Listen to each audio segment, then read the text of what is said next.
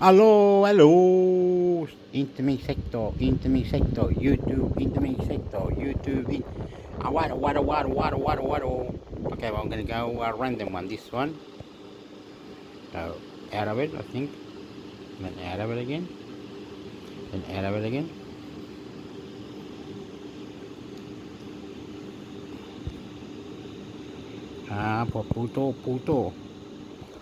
Puto. What the fucking YouTube. Intermixhector. I love you long time. I love you. I need a girlfriend. God in my body. God enter my body. God enter my body. God.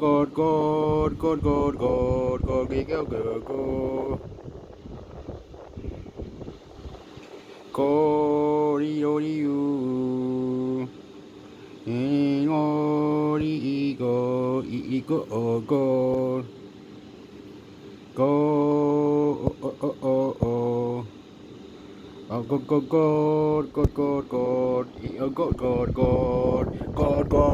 enter the body, control the body, God, control the body, God, control the body, God, enter the body, God, control the body, God, you're the God, in my body, God, control my body, God, control my body, God, control my body, God, control my body, God.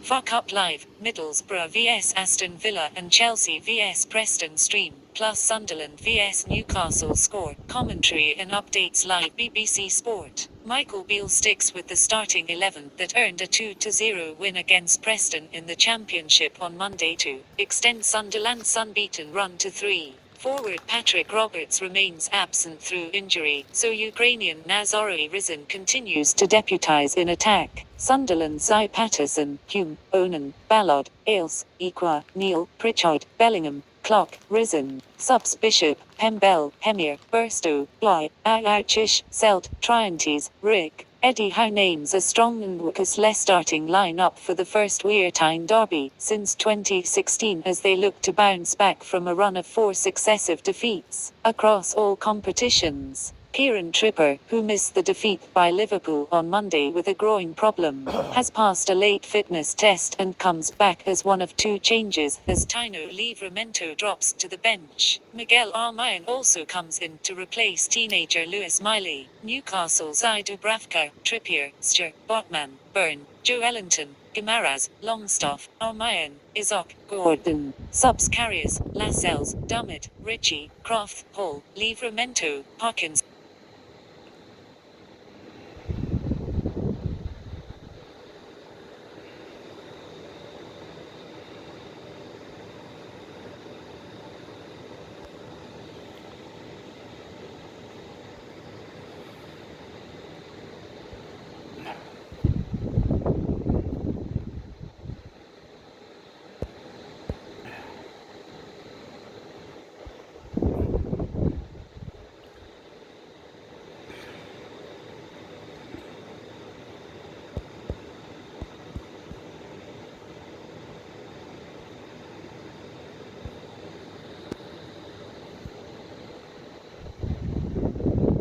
Fuck Up third round on TV, watch 4 live games on the BBC including Arsenal v Liverpool BBC Sport. Dates 4-8 January coverage, watch 4 live games, including Middlesbrough v Aston Villa 17:30 GMT kick-off, live on BBC One, BBC iPlayer, BBC Sport website and app on Saturday, 6th January, and Arsenal v Liverpool 16:30 kick-off, live on BBC One, BBC iPlayer, BBC Sport website and app on Sunday, 7th January. One of the most eagerly awaited events of the football calendar takes place over the next few days when lower league teams dream of causing an upset in the third round of the Fuck Up.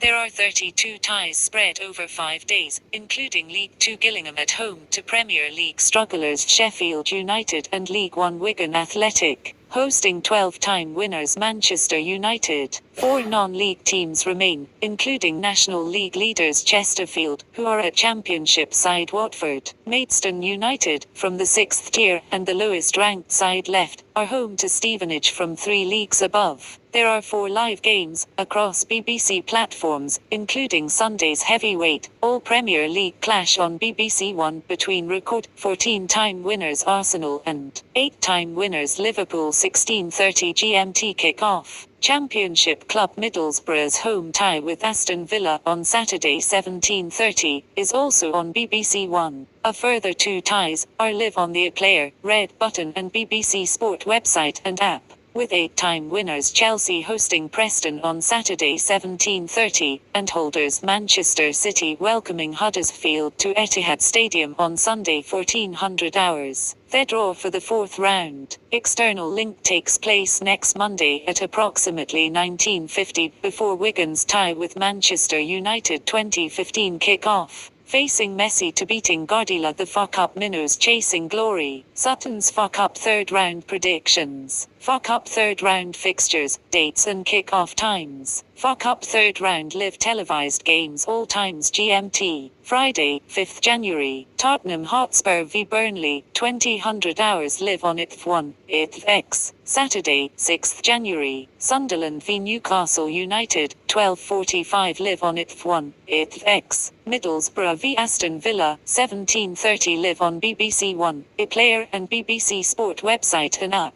Chelsea v Preston North End, 17:30 live on iPlayer, Red Button and BBC Sport website and app. Sunday, 7th January, Manchester City v Huddersfield Town, 1400 hours live on iPlayer, Red Button and BBC Sport website and app. Shrewsbury Town v Wrexham, 1400 hours live on S4C. Arsenal v Liverpool, 16:30 live on BBC One, iPlayer and BBC Sport website and app. Monday, 8th January, Wigan Athletic v Manchester United, 2015 live on ITV1, ITVX. Quiz, can you guide your team to FA Cup glory? Listen, 72 plus FA Cup special podcast. Who are the non-league clubs left? Maidstone United HV Stevenage Saturday, 12:30 GMT. While teams from the Premier League and Championship enter at this stage, Maidstone's FA Cup adventure started in September. The Kent non-league side have battled through 5 rounds to reach this stage. Managed by former Wolves defender George Ilakobi, the Stones are 4th in National League South. They defeated high-flying League Two side Barrow in the last round. Eastleigh v Newport County Saturday, 1500 hours. Eastleigh, 11th in the National League, are 1 win from reaching the 4th round for the first time. In-form forward Paul McCallum, who has scored 22 National League goals this season, was on target twice, including a last-gasp winner, as they knocked League One Reading out in the last round. Chesterfield v Watford Saturday, 1500 hours. This is the 3rd successive season Chesterfield have appeared in the 3rd round. A trip to Championship side Watford will not worry the National League leaders, who have already knocked out League One clubs Portsmouth and Leyton Orient. Aldershot Town v West Brom Sunday, 1400 hours. National League Aldershot have already won away at League Two clubs Swindon and Stockport to reach the 3rd round for the first time since 2013. The Shots are managed by Tommy Widrington, who played in the Premier League for Southampton. Where will the Shocks be? Last season non-league, Wrexham stuck 4 past Championship club Coventry, League Two Stevenage won at Aston Villa, and Newcastle were knocked out at League One. Sheffield Wednesday. Where will the 3rd round Shocks be this time? Gillingham 10th in League Two will cause a huge upset in Kent if they can see off Sheffield United, who have spent most of the season propping up the Premier League. It's not long ago since Wigan against Manchester United was a regular fixture in the Premier League calendar. The Latics have bounced between the Championship and League One since dropping out of the top flight in 2013. Will the League One team shock the 12-time winners, who have had a less than satisfactory first half of the season? 9 Premier League clubs fell at the first hurdle last season.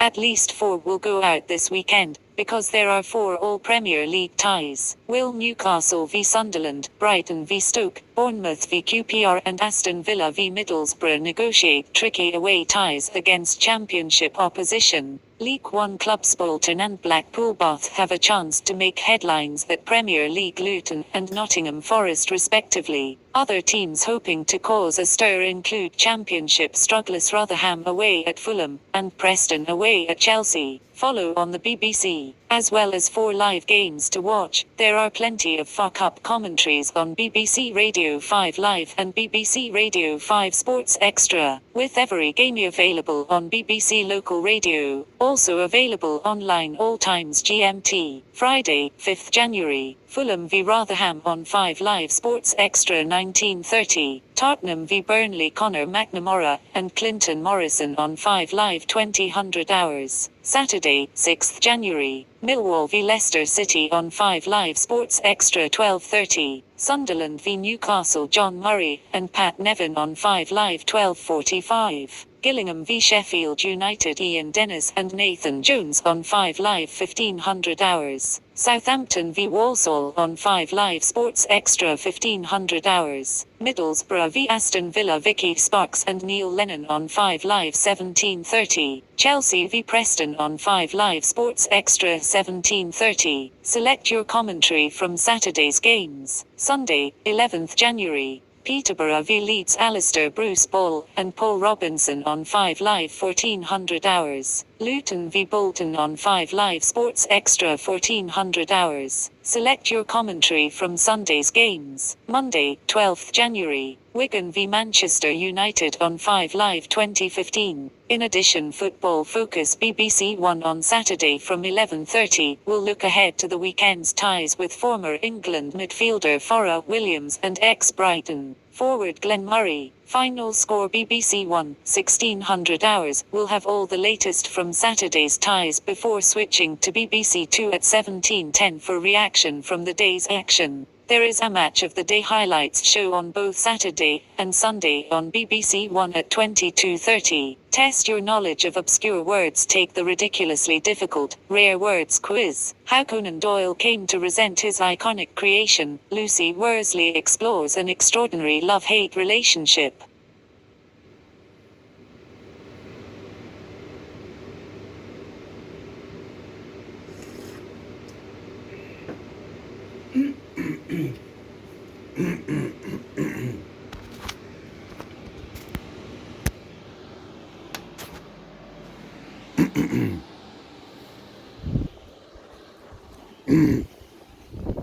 Oh, sorry. All these gangs are coming on, eh? Anyway.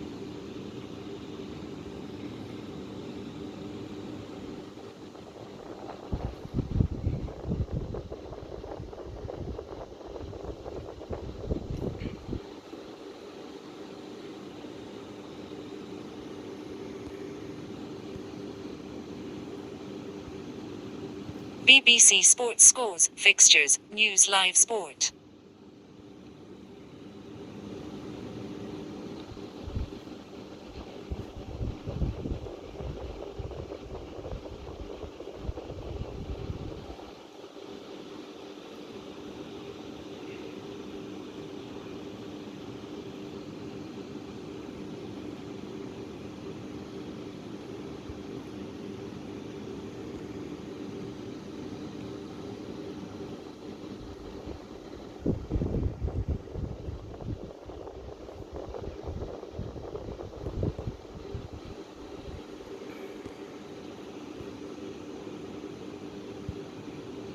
China completes new commercial launch pad to boost access to space news. Helsinki. A newly completed launch pad on China's Hainan Island could increase China's access to space, boosting national constellation projects and commercial launch plans. The first launch pad at Hainan commercial launch site was completed DAC 29.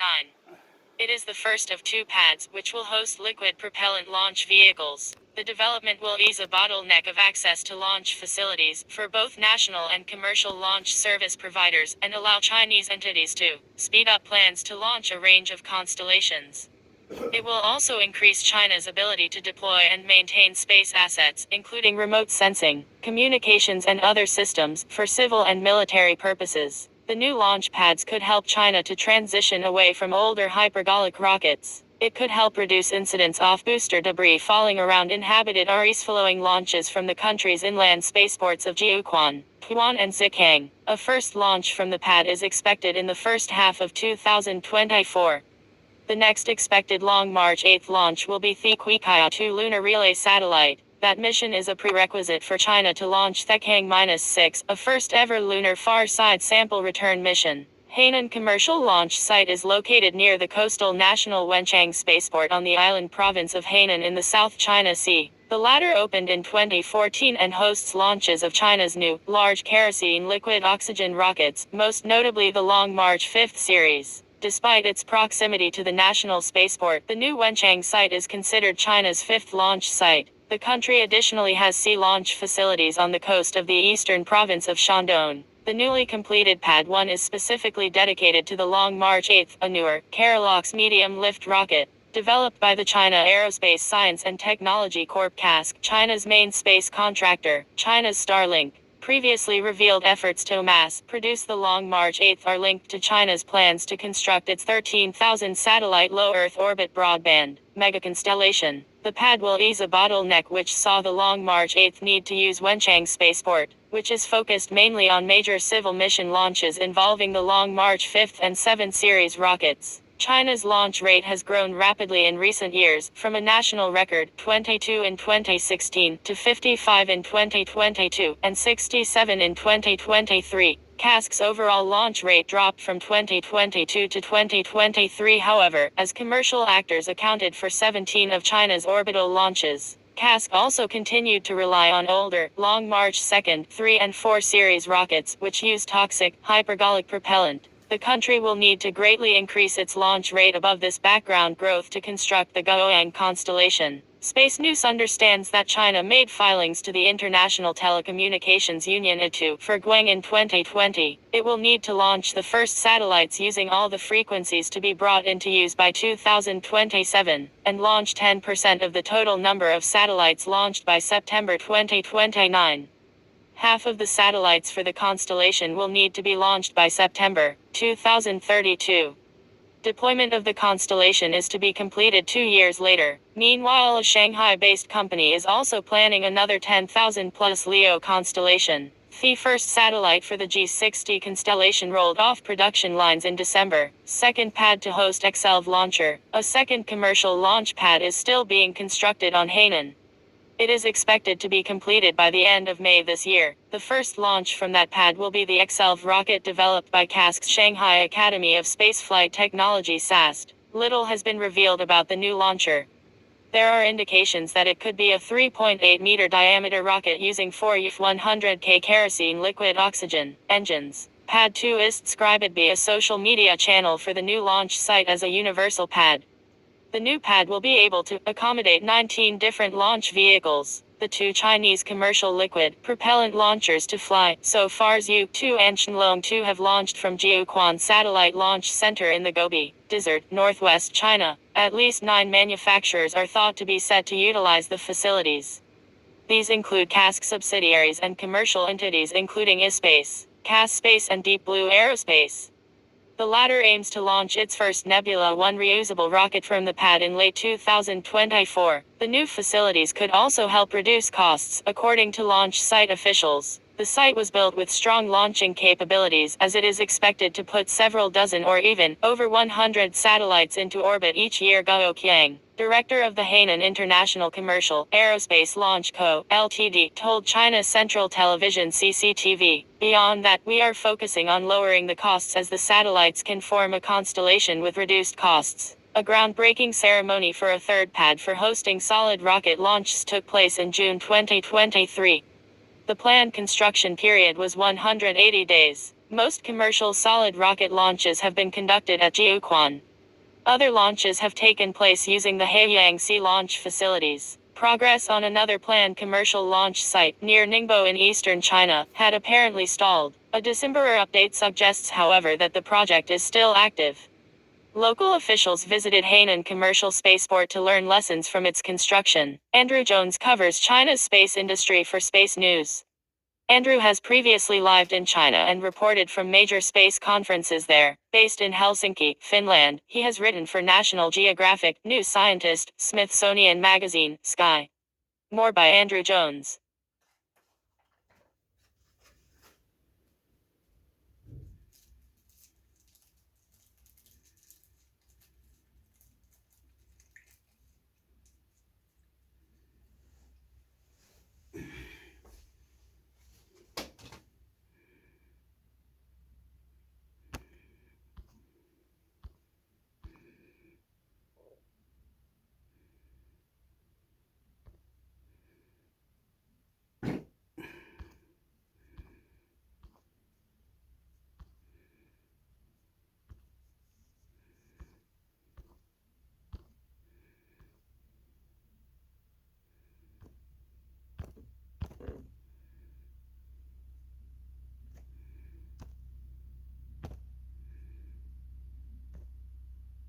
Rocket booster smashes home following Chinese Long March 3B launch. Space News. To Usala, Finland. A successful Chinese Long March 3B launch of a pair of Baidu satellites Friday had severe consequences downrange with a spent stage, destroying a home. A Long March 3B lifted off from the Zhikhang Satellite Launch Center at 7:55 p.m. Eastern Friday, with a Yuan's Hang-1 upper delivering two Baidu satellites into medium Earth orbit. The Baidu 3 M21 and M22 satellites have been catalogued in orbits with an average altitude of 21,800 kilometers and inclined by 55 degrees by Space Track. The mission was China's 28th orbital attempt of 2019, but the launch attracted attention for its impact back on Earth. Video footage emerged on Chinese social media shortly after launch showing the apparent destruction of a rural building. Flames are seen within the building along with fumes from residual propellant rising from the booster wreckage. This is the aftermath downrange following a Chinese Long March 3B launch from Zhikhang early Saturday. And that yellow smoke is very toxic hypergolic propellant. Source https://tco/ve5x8 or 0pic.twitter.com/22ivpjock. Andrew Jones at AFI November 23, 2019. The first stage and four side boosters of the Long March 3B use a toxic hypergolic propellant combination of hydrazine and nitrogen tetroxide. There have so far been no state media reports on the incident. The footage and social media comments suggest the owners returned home following standard evacuation ahead of launch. The Poston Sina Weibo, a microblogging service, drew over 600 comments. Many expressed concern for the residents, with discussion as to why such events happen and speculation regarding compensation for the victims. According to a notice seen by Space News, populated areas within calculated drop zones were issued with evacuation orders. Residents were also advised against approaching wreckage due to harmful chemicals. Airspace closure notices ahead of launch indicate drop zones for the side boosters and the first stage within Guangxi Zhejiang Autonomous Region, South China. Another, near-identical Long March 3B launch of a new pair of Baidu satellites is expected within the next month. Infamously, the first Long March 3B launch, carrying Intelsat 708, went out of control moments after launch and hit the ground. The ensuing fireball destroyed a village. Friday's pair were the 50th and 51st Baidu satellites sent into orbit.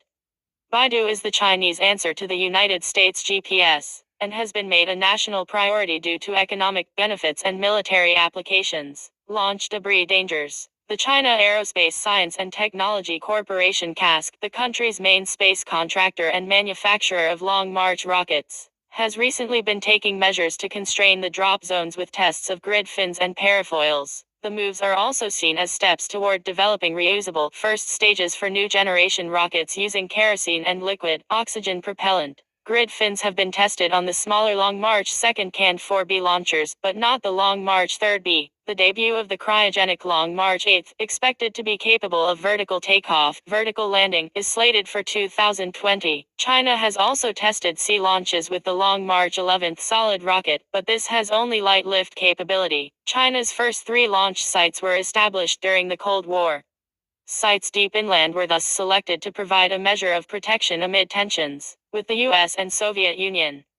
This means launches result in spent stages falling to ground rather than in the oceans, as is the case with US and European launches. The country opened a fourth site on the coast of Hainan Island, South China, in 2016. It has so far been used sparingly, seeing a pair of launches, each for the new Long March 5 and Long March 7 launch vehicles. Development of new launch vehicles and a greatly expanded launch rate have meant an increase in such incidents. In 2018, China led the world for the first time in terms of number of launches with 39 orbital missions. It looks set to do so again in 2019, having already attempted 28 launches, including 2 failures, and a busy finish to the year expected. Andrew Jones covers China's space industry for GB Times and Space News. He is based in Helsinki, Finland. More by Andrew Jones.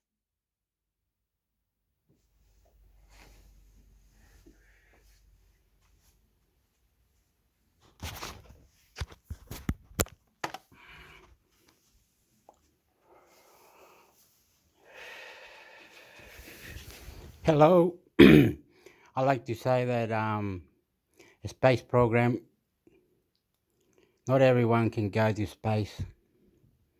Not everyone can do what space can be done to be on space. God can go in your body, control your body. God, control our body. Anyway, we are not allowed to do what it says. We do not know how to escape out of planet Earth without permission. We are not attacking anyone in other countries.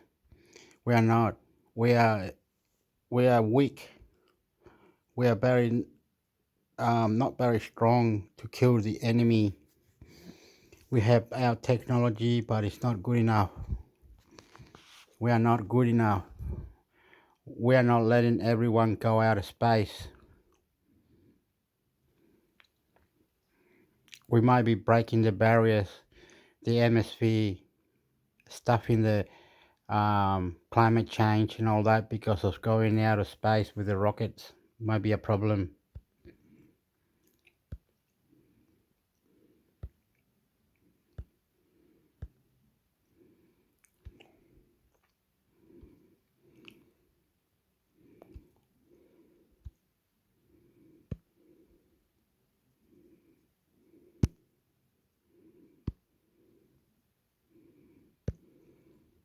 Biden voted for the Bayh-Dole Act 44 years ago, but the administration's plans to reinterpret it could undermine decades of world-leading U.S. innovation. Historically black colleges and universities HBCUs could soon become even bigger innovation hubs, thanks to measures advanced by Senator Raphael Warnock Diga. He recently introduced a bill to ensure that land-grant HBCUs receive fair funding, and last year he fought to fund these institutions in the and Science Act.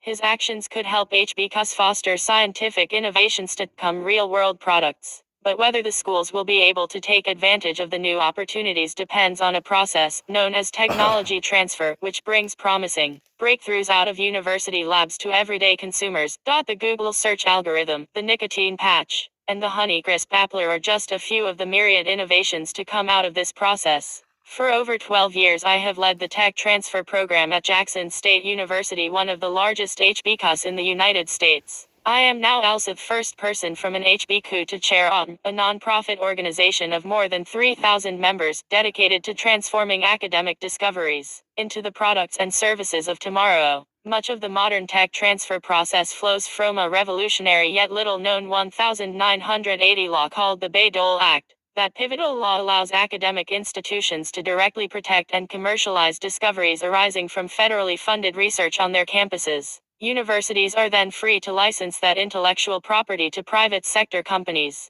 which further invest funds and continue to research and develop those inventions into commercially useful products. The effects of the Bayh-Dole law and the technology transfer horsepower it unleashed are staggering. Between 1996 and 2020, technology transfer resulting from Bayh-Dole contributed as much as $1.9 trillion to U.S. economic output and supported some 6,500,000 jobs. The genius of this system, now emulated around the world, is that it takes control of intellectual property away from the federal government and empowers universities. This creates a virtuous cycle in which taxpayer funds support research that may one day be commercialized, which can lead to royalty payments to universities and reinvestment in future research for the next generation of inventions. Ensuring that HBCU faculty and students benefit from this cycle has been one of my top priorities. That's why Jackson State leads Enrich, a pre-accelerator for faculty and student innovators, and participates in programs like Accelerator Network and National Science Foundation Mid-South I-Corps, which encourage innovation and tech transfer in our region.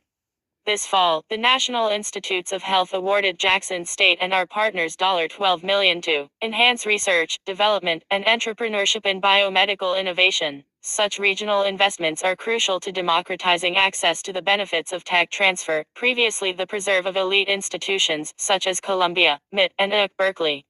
At Jackson State and other regional institutions, we empower innovators and entrepreneurs who have been historically overlooked. This creates a more equitable landscape and helps everyone in our region by creating new economic opportunities. Unfortunately, the U.S. tech transfer system, which was supercharged after the passage of the Bayh-Dole Act in 1980, is now on shaky ground. This month, after years of pressure from misguided activists, the Biden administration announced a plan to dramatically reinterpret a provision of that vital law. The White House has proposed that government be allowed to march in and forcibly license patented result from federally funded research, with no basis in law. Under the planned scheme, the government could use this tactic to control the prices of thousands of products, including medicines. This is a puzzling turn of events as President Biden, who voted for the original Bayh-Dole Act, has upheld decades of precedent by rejecting demands to reinterpret margin rights at every turn, until now. We hope that during the public comment period on the proposal that runs through Feb. 6, better sense prevails. The suggested legal revision poses grave risks to tech transfer, regional innovation, and economic equity. I am very concerned that this development could kill the golden goose that we have built for decades and undo our efforts to uplift innovators from all backgrounds. Reinterpreting Bayh-Dole as a tool for arbitrary price setting would make successful commercialization even more difficult. Private sector firms and their investors only risk their time, talent, and treasure on developing unproven technologies if they can be certain their efforts have the potential to pay off. That's precisely the purpose of patents. Weakening the tech transfer process would work directly against the primary purpose of Bayh-Dole, which is to bring the products of government-funded research to consumers. Entrepreneurs of color, at HBCUs and elsewhere, are finally getting a chance to show how innovative and entrepreneurial they are. They're founding dozens of startups in places like Mississippi. But venture capital funding is hard to find in flyover America, making this already difficult process even harder. By threatening to take away entrepreneurs' intellectual property rights, would ensure they never even get a chance. That would be more than a tragedy. It would be a disaster for our nation, which needs all the innovation and economic growth we can get. Almsha L. Campbell, Ph.D., is the Assistant Vice President for Research and Economic Development at Jackson State University, a public historically black university in Jackson, Mississippi. She also serves as chair of AUM, the nonprofit leader in efforts to educate, promote, and inspire professionals to support the development of academic research that changes the world and drives innovation forward. More must-read commentary published by Fortune. Economic pessimists bet on a 2023 recession failed. Why are they doubling down in 2024? COVID-19 v flu, a much more serious threat. New study into long-term risks concludes access to modern stoves could be a game changer for Africa's economic development and help cut the equivalent of the carbon dioxide emitted by the world's planes and ships. Parroting Putin's propaganda, the business exodus over Ukraine was no Russian bonanza. The opinions expressed in Fortune.com commentary pieces are solely the views of their authors and do not necessarily reflect the opinions and beliefs of Fortune. This story was originally featured on Fortune.com.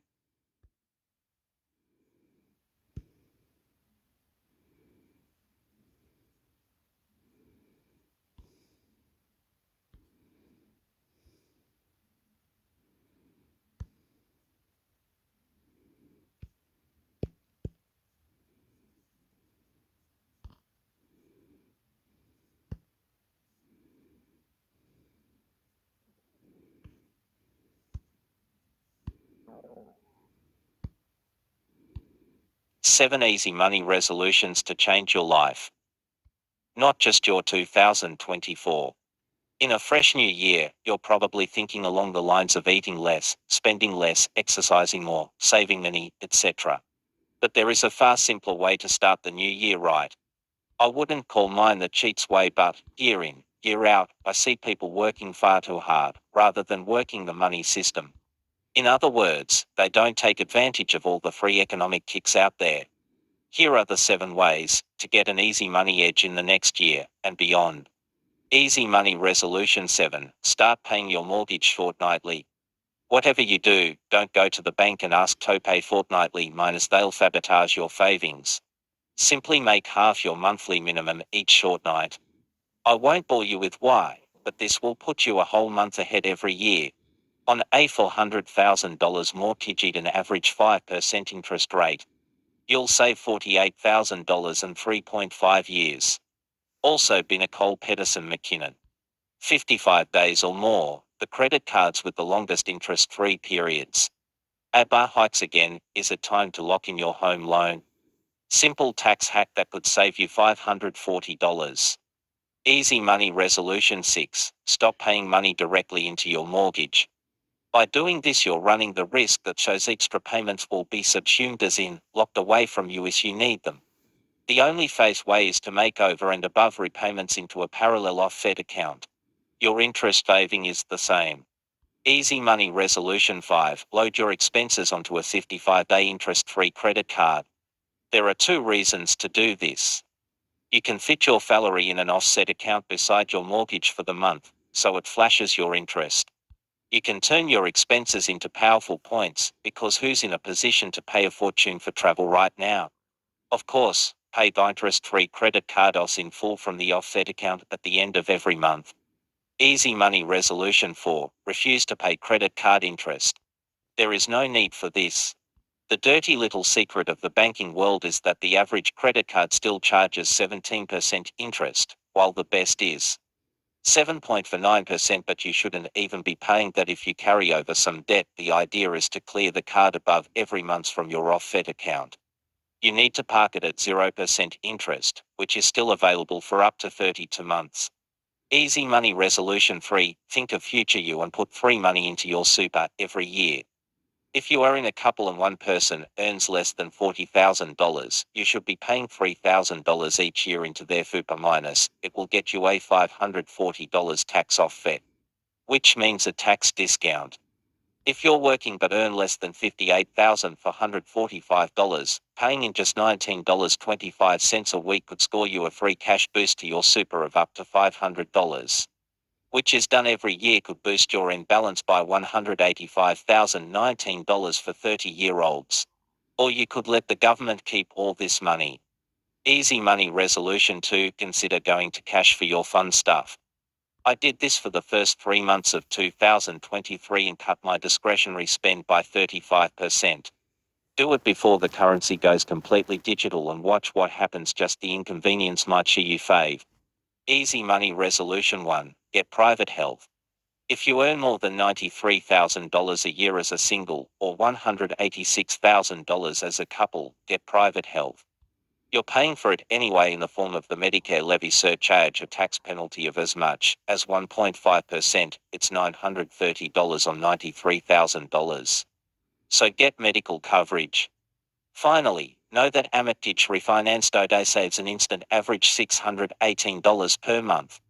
In 2024, make life easier. Nicole Pedersen McKinnon is the author of How to Get Mortgage Free Like Me, available at www.nicholasmartmoney.com. Follow Nicole on Facebook, Twitter and Instagram. Follow Yahoo Finance on Facebook, LinkedIn, Instagram and Twitter, and subscribe to our free daily newsletter.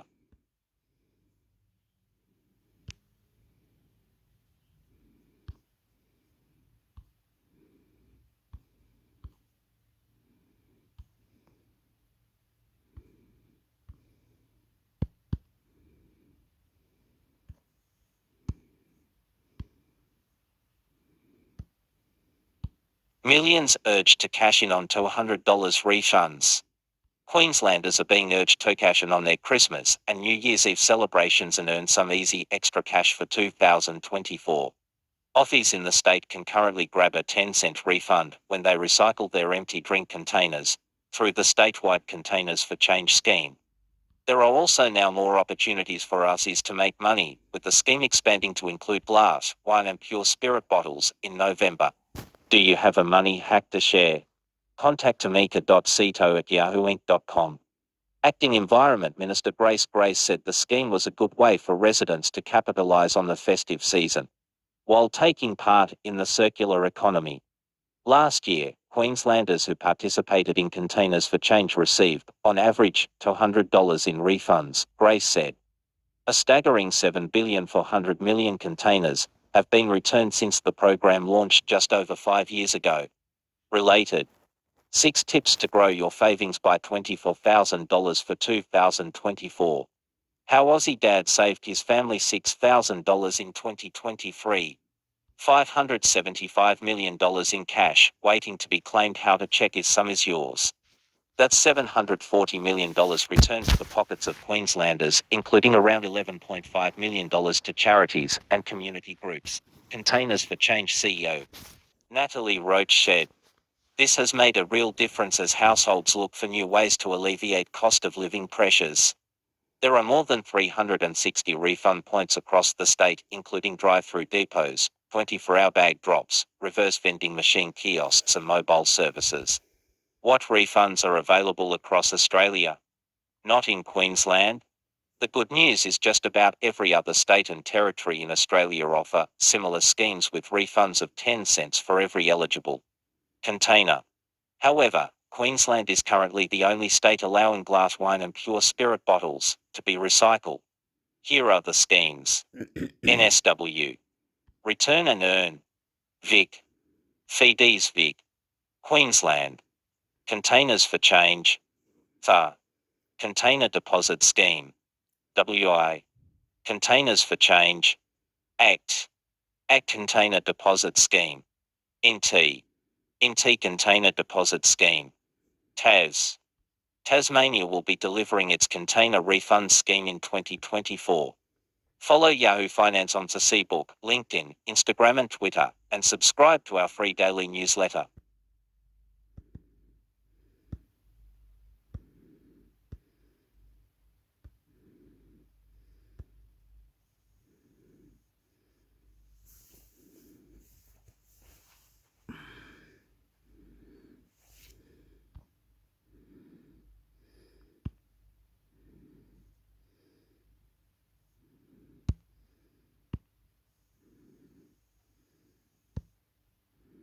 Politico Pro article: environmental lawyers are worried about the new youth climate case. Attorneys say the Supreme Court's conservative supermajority could use California kids' climate lawsuit against EPA to deny other environmentalists their day in court. 12 of the 18 young climate activists behind the Genesis v. EPA lawsuit.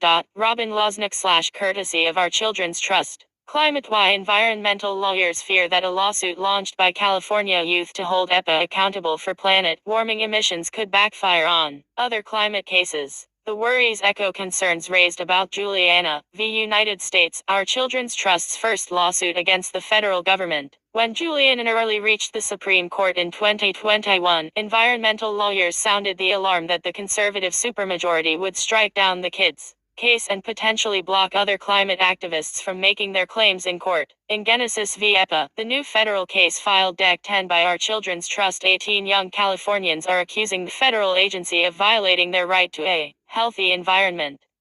But environmental lawyers who are not involved with the case say that Our Children's Trust is teeing up a potential new Supreme Court showdown that is unlikely to end favorably for climate advocates. The absence of any real prospect of success raises questions about whether it was wise to file the case. Well-intended though it was. Dan Farber, faculty director at the Center for Law, Energy and the Environment at the University of California, Berkeley, wrote in a blog post.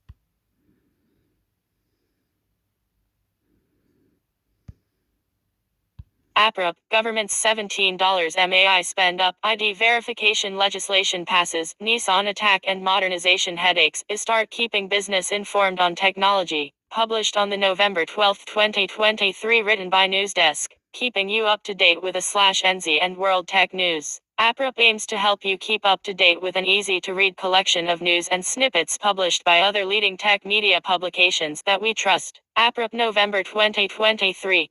13.12 Ampere Sydney man has been charged with allegedly sending more than 17 million scam texts. 9 News reported the 39-year-old impersonated large businesses, including Australia Post and Linked, sending texts with links to fake websites aiming to scam people out of money. 8.12 Services Australia paid Infosys $191 million over 4 years for a welfare calculator, including more than $50 and paid after a better Australian solution was identified a year before the Infosys project was scrapped. The Infosys offering was written off as a failure after processing just 784 aged care claims. The Australian SecureAfist solution had been tested and judged a solution with a much higher success rate 12 months before the Infosys project was scrapped, The Guardian reports. 8.12 The Australian government is spending $17 to establish up to 5 AI adopt centres across Australia in a push to encourage local businesses to adopt and integrate the technology safely into work practices.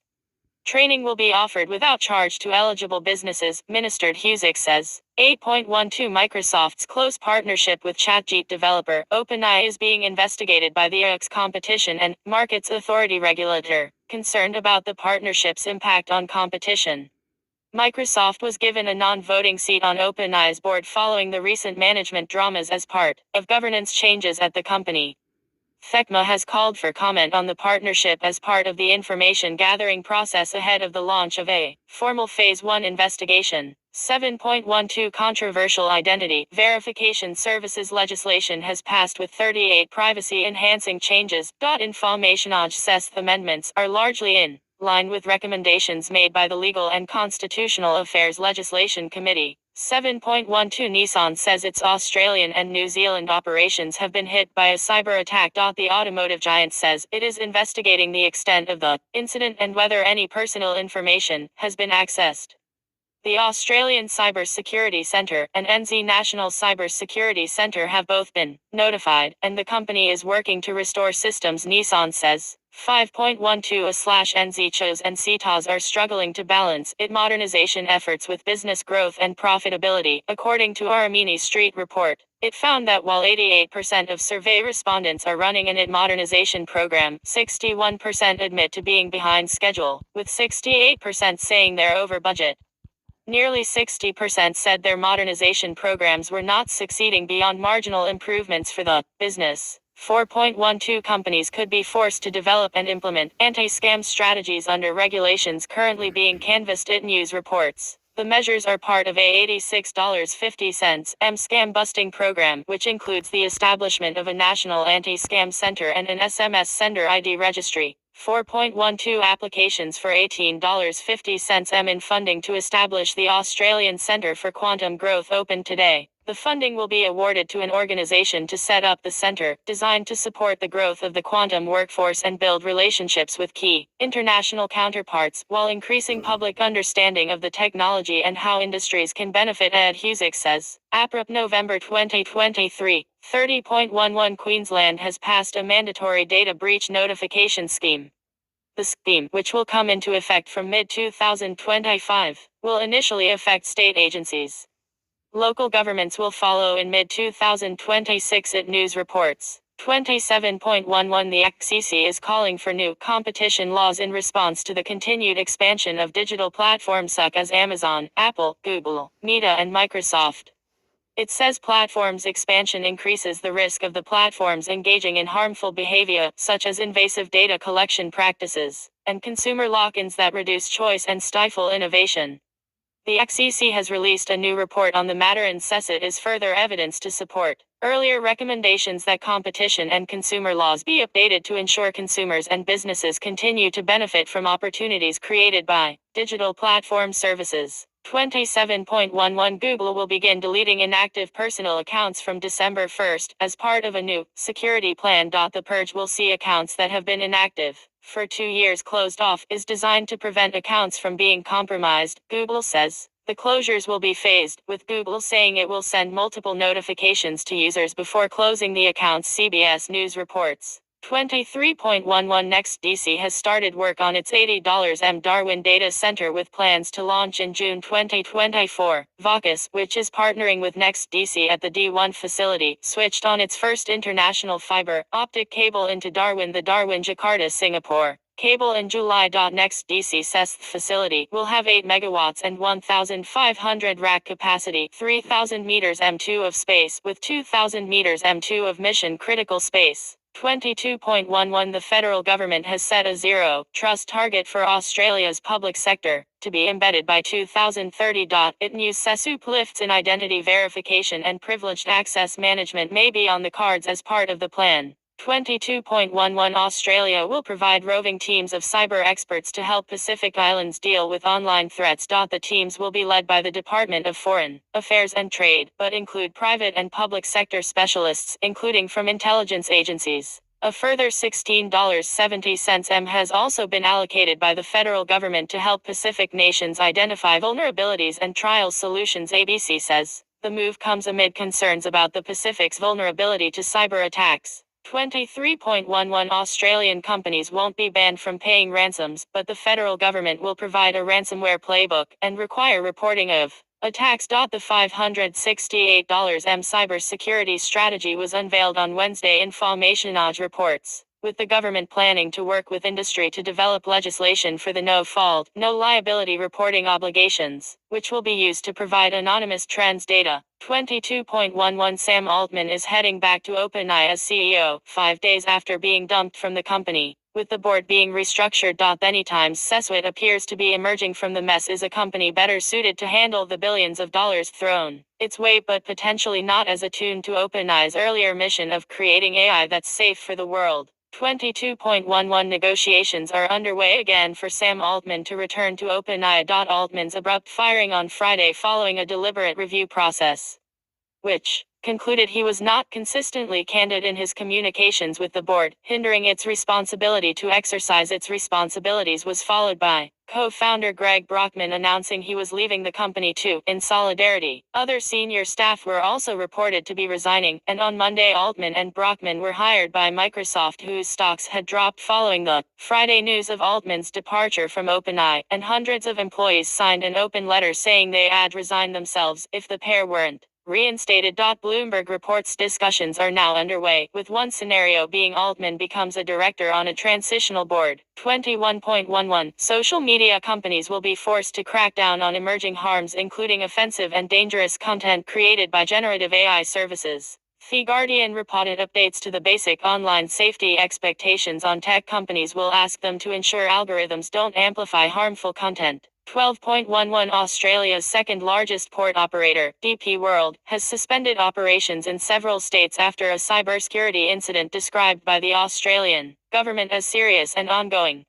Operations were halted on Friday, with DP World, which manages nearly half of the goods in and out of Australia, reporting it was looking into possible data breaches and testing systems, Reuters reports. 11.11 Optus boss Kelly Bayer Rosmarin will front up at a Senate inquiry this week, with the company facing threat of substantial fines over the inability of customers to call 000 during Wednesday's outage. While details of the parliamentary probe haven't been released yet, the SMH reported leaked correspondence shows the committee will have a public hearing on Friday, with the Optus CEO attending. A post-incident review of the outage has also been announced by the federal government. 9.11 MyGov is looking to go passwordless from next year, harnessing passkey technology instead. The move will see users able to log in using face scans, fingerprints and pins. After report, MyGov is the first government service in Australia to adopt the FIDO standard, already in use by some private sector sites. 9.11 Optus is warning customers that phishing messages claiming to be from Optus about yesterday's outage are circulating.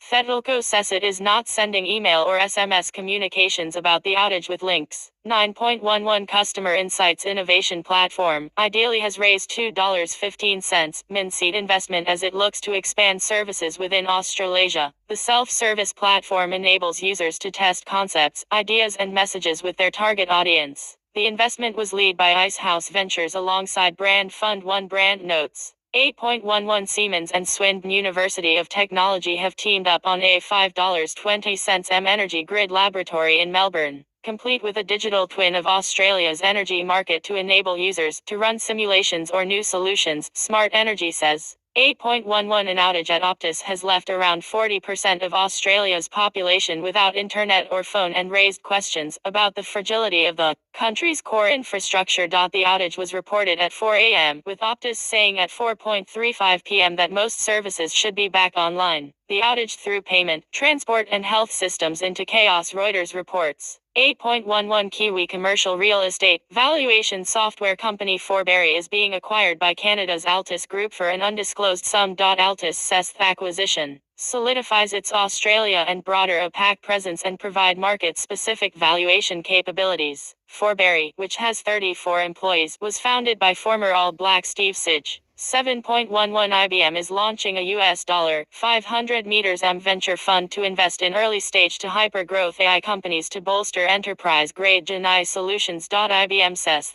startups will have the opportunity to work with IBM's team, gaining operational expertise on product and engineering and go-to-market strategies. 4.11 The Records and Information Management Practitioners Alliance is calling for urgent changes to the Archives Act to fix Australian public service's poor record keeping. RIMPA sent a letter to the Prime Minister and Minister of Finance saying federal record-keeping and data retention practices within agencies are so bad, they face becoming the next Medibank, while being unable to find documents needed, the Mandarin says. RIMPA says it hasn't received any response to its letter yet. 3.11 The Australian Information Commissioner is taking Australian clinical labs to court over 2022 data breach. The Commissioner is alleging that from May 2021 to September 2022, ACL failed to take reasonable steps to protect personal information and that those failures left ACL vulnerable to attack. It is also alleging that ACL failed to carry out a reasonable assessment following the data breach or to notify the Commissioner of the breach quickly. The February 2022 breach saw personal information including health and credit card information of more than 100,000 individuals breached. 1.11 Australia and New Zealand have joined 25 countries including the US, EU and China in agreeing to work together to manage the risk from AI.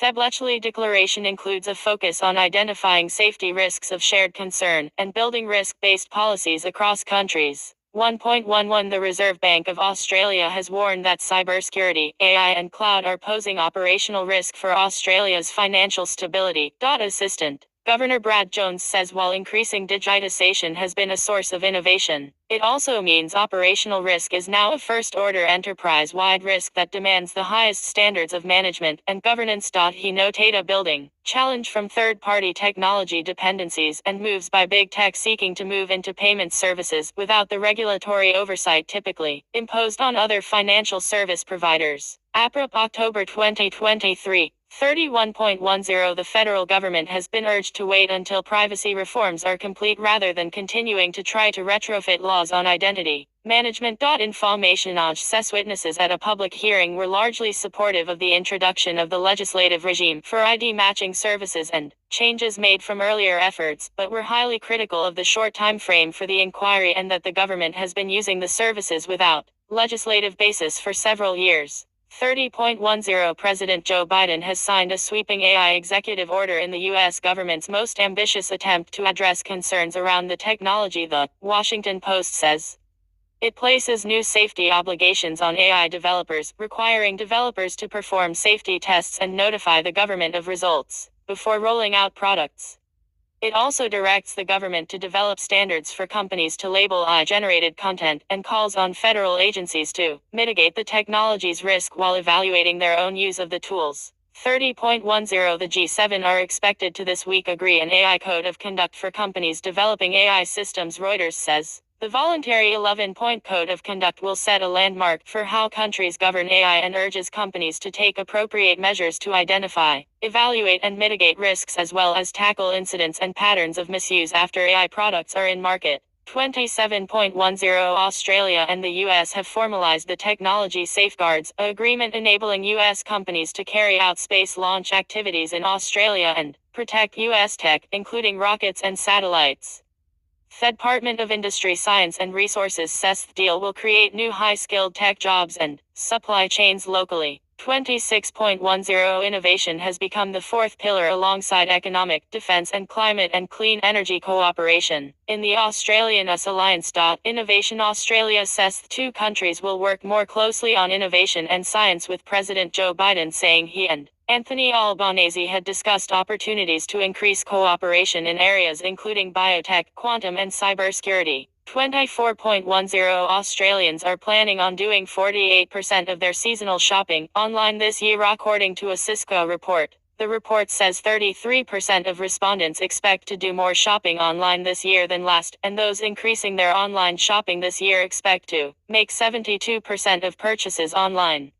Consumers cited more choices, avoiding the last-minute rush in physical stores, online's anytime access, and lack of time for extensive holiday shopping as the key reasons for online shopping. Band says. 26.10 The federal government paid out $1.34 over 5 weeks or $35,000 per working day to McKinsey for work on the development of its 2023 to 2030 cyber security strategy. The Department of Home did not go to market for the work, and the tender was open for 1 week, with only one other company applying. The figures were revealed during Senate Estimates Information Age reports. 24.10 Microsoft is investing $5 billion into its Australian hyperscale cloud and AI infrastructure over the next 2 years. The company says the investment will also increase its data center count from 20 to 29, and that it plans to extend its global skills programs to help more than 300,000 Australians gain the capabilities they need to thrive in a cloud and AI-enabled economy.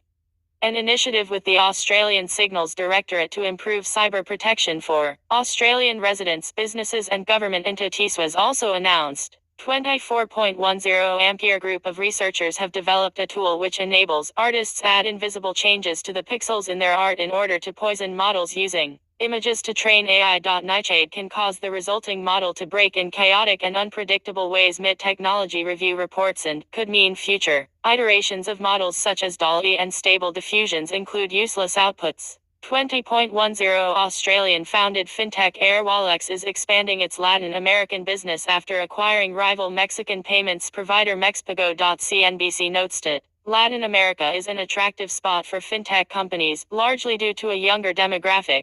Mexico will provide something of a hedge for the company as it deals with geopolitical and economic uncertainty between the US and China. Airwallex says it has seen more than 460% year-on-year revenue growth in the Americas. 19.10 Kiwi and Australian tech companies have been warned about the unprecedented threat China poses to innovation and the country's targeting of businesses, with activities including cyber intrusions.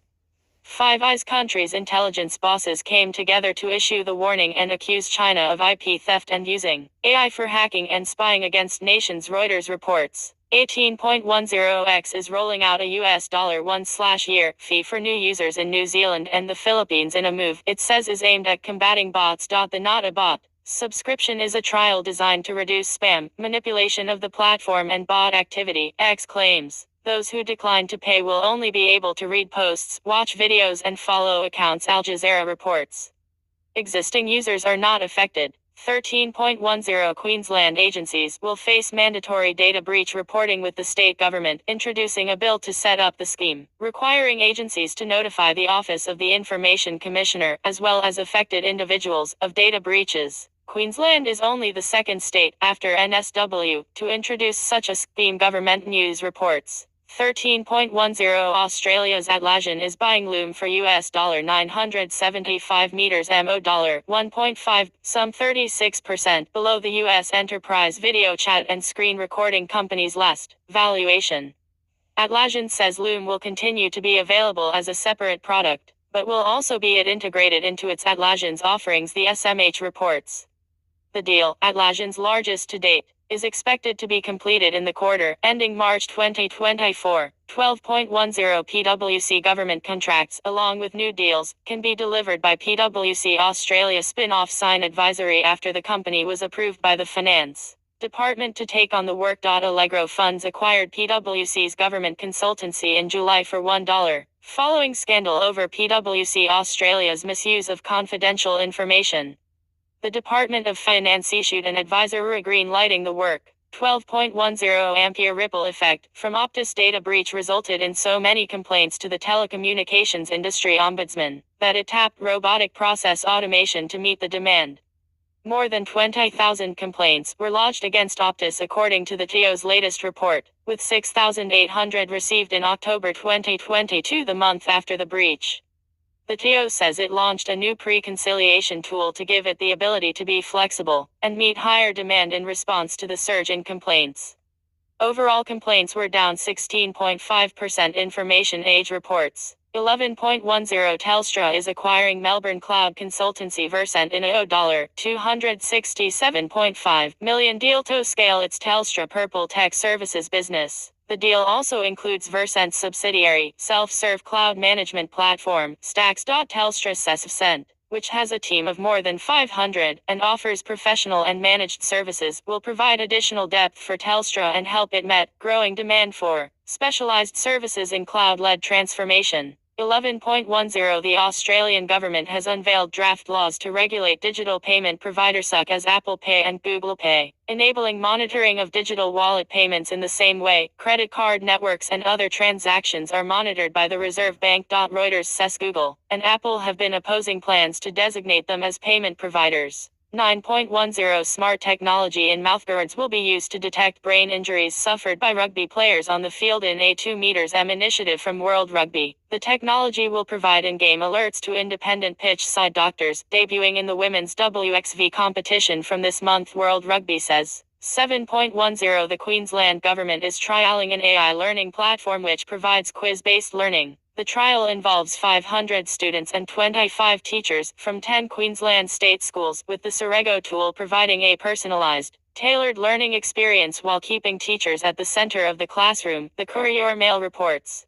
6.10 Oz will mandate MFA for all privileged accounts from 2024. Initially, those signing into the Oz Management Console with the root user of an Oz organization's management account will be required to use MFA, with the program expanding throughout 2024. InfoSecurity magazine reports. 4.10 Queensland is investing $76 million in funding for quantum, with the government working with industry and universities to establish a quantum academy to introduce the topic into schools and TAFEs.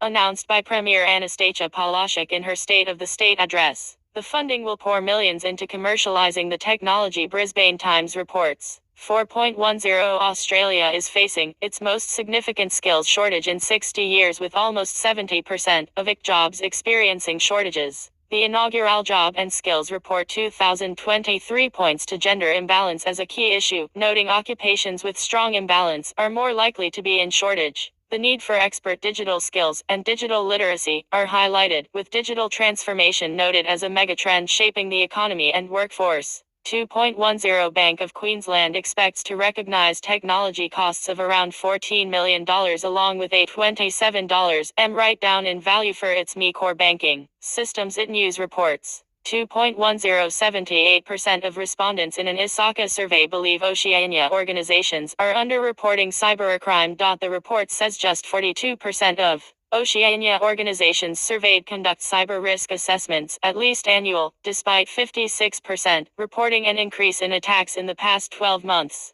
Meanwhile, 65% of Oceania cybersecurity teams say they're understaffed, with soft skills, cloud computing and security controls among the biggest skills gaps. APRAP September 2023. 27.09 Cloud-enabled SMEs could help unlock $9.3 billion in annual productivity gains and support 1.4 m jobs across healthcare, education and agriculture by 2030, representing 10% of all Australian jobs according to an Oz Commission report. The report puts current Australian cloud adoption at 48% for basic adoption, such as use of email services or cloud storage, with intermediate use of CRM or ERP tools at 41% and advanced such as AI and ML for fraud detection or supply chain forecasting at just 15%. 28.09 OpenAI has been given real-time internet access, enabling it to provide up-to-date information and sources, fixing what has been a major limitation of the chatbot.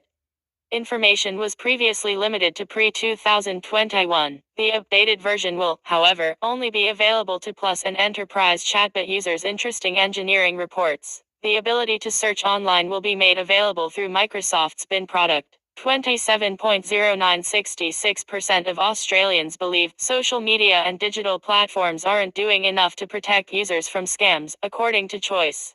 The consumer watchdog says its own investigations had no trouble finding ads on Google, Facebook, and Instagram linking to fake websites. It notes there are also issues with Google's own policies to prevent scams because some advertisers don't appear to be verified before publishing ads. 26.09 KPMG Australia has invested $16 million into SMER platform Wise, which was spun out of KPMG in 2018. The new funding, equivalent to a Series B funding round, will be used to set up operations in New Zealand as well as furthering product development and sales and marketing AFOR reports. The company is on track for $10 m in annual recurring revenue by the end of 2023. 25.09 Microsoft is looking at using small nuclear reactors to power its data centers in preparation for a future of AI notoriously compute and energy intensive. The company has advertised for a principal program manager for nuclear technology to lead its technical assessment of integrating small modular nuclear reactors and microreactors to power the cloud and AI data centers, CNBC reports. 21.09 Metabank's breakdown of its $46.4 m data breach expenses from last year's incident reveals additional tech expenses accounted for just $7.50 m of the costs. The health insurer's annual report shows the company has spent $22 m in administration costs, $15.60 m in employee benefits, and $1.20 m in marketing as well. It News reported another $35 m in costs is expected in the coming year. 26.09 Australian executives estimate 39% of their workforce will need to reskill in the next 3 years as a result of AI and automation, according to an IBM Institute for Business Value study.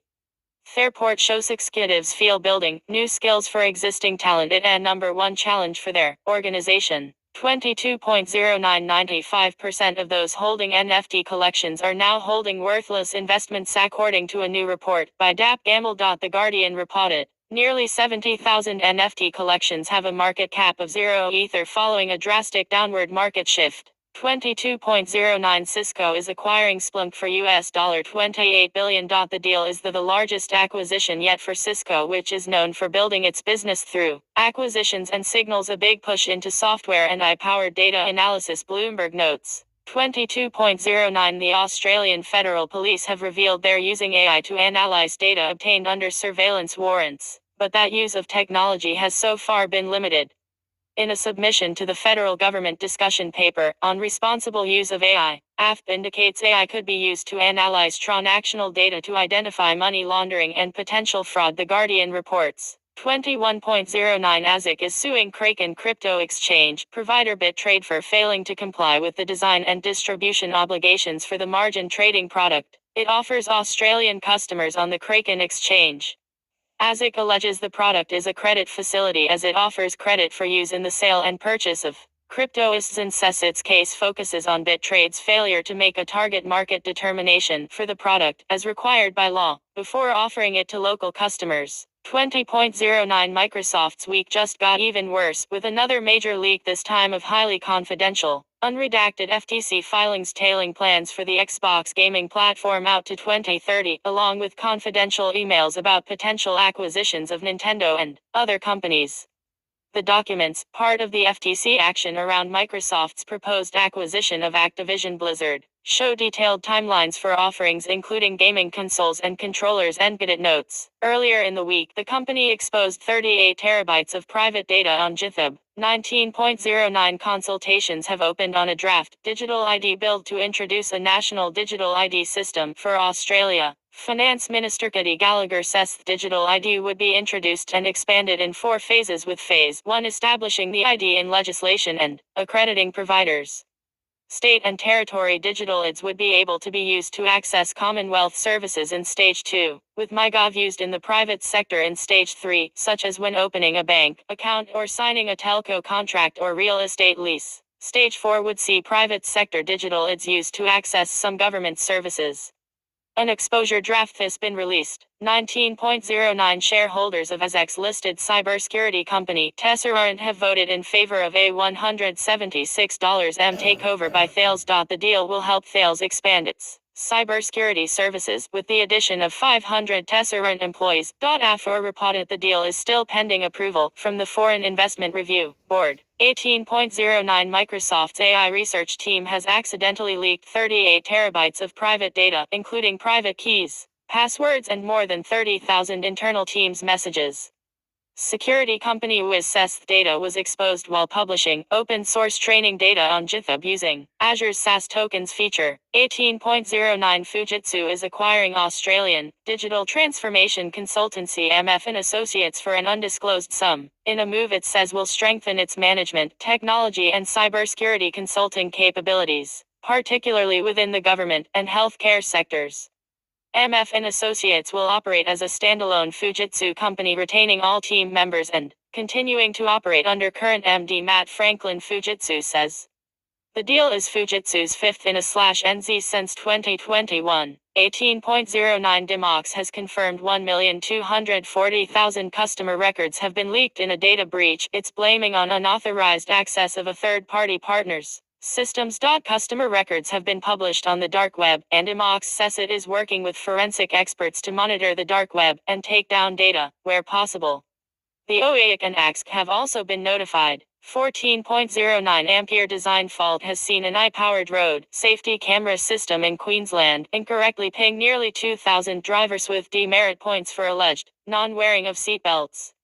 Sanctions on the drivers may be reconsidered, as the Queensland government orders an urgent review and issues an apology. Informationage reports. 7.09 There were 172 breaches from malicious or criminal attack reported to the OAIC for the 6 months to June, down 15% on the previous half. Human error accounted for a further 107 reports, with system faults contributing a further 14, the OAIC report shows. 7.09 Nearly 25% of Australian SMBs say their businesses wouldn't survive the financial or reputational impact of a privacy breach, but an equal number admit they don't understand what is expected of their business as part of recent Privacy Act changes.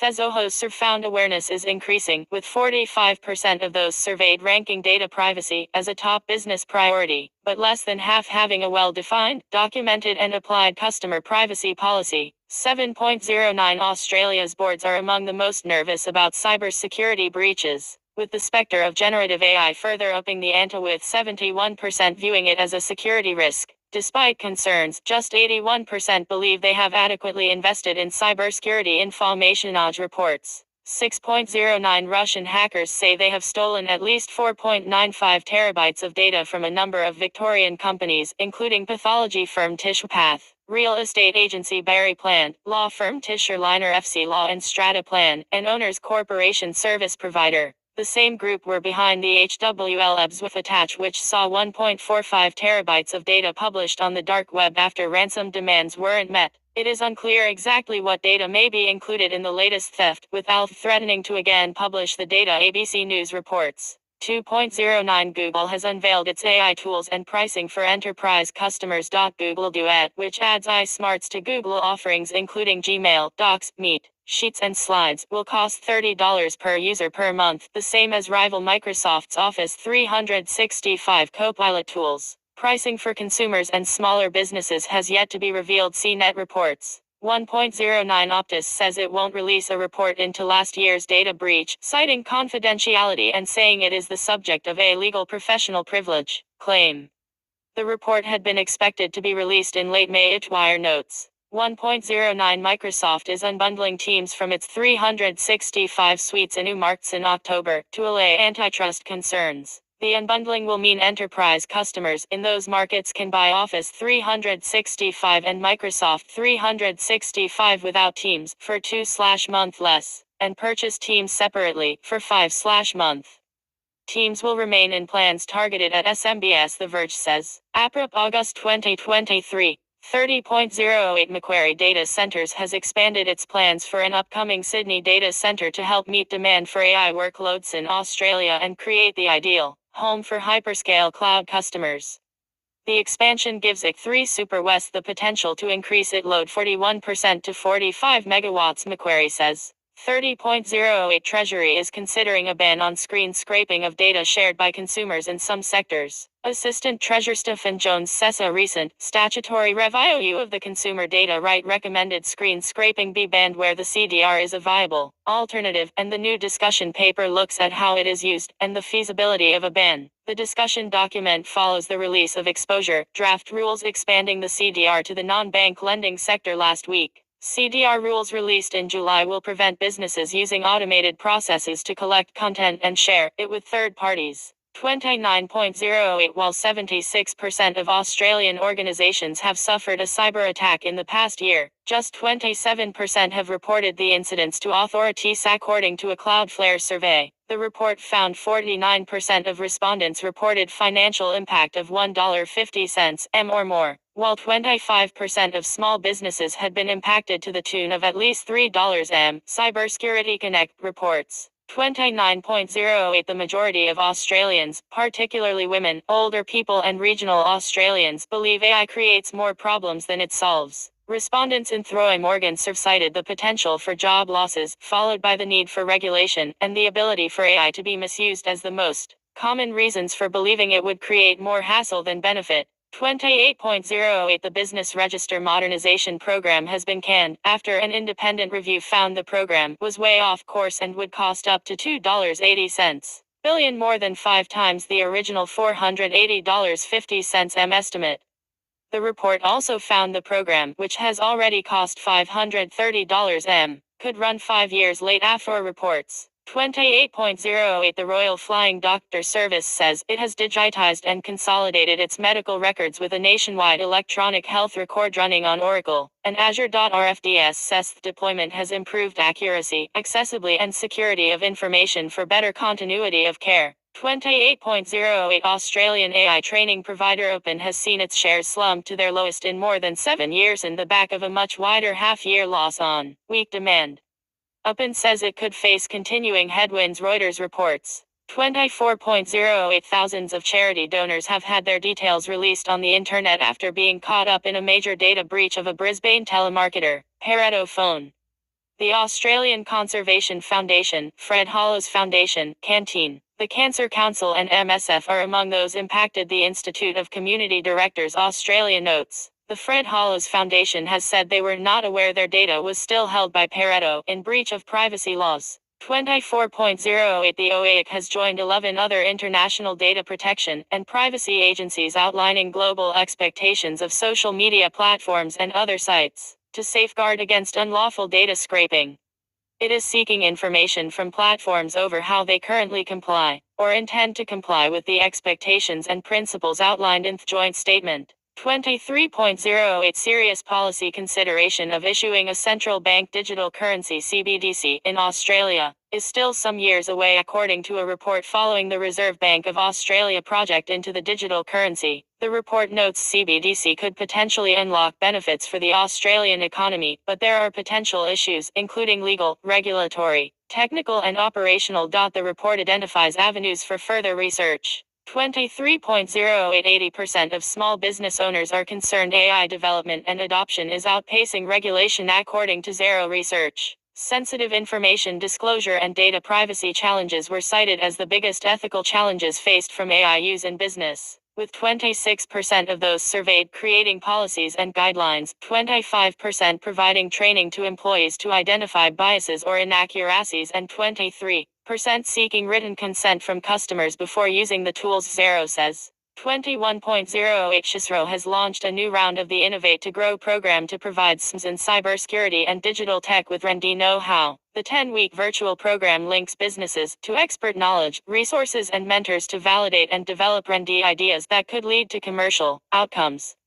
Successful participants can apply to work with C0 researchers and access dollar-matched R&D funding on competition of the program, C0 says. 19.08x Aka Twitter is removing the blocking feature, a move slammed by some concern that it will make it hard for people to remove abusive posts from their timelines, the BBC says.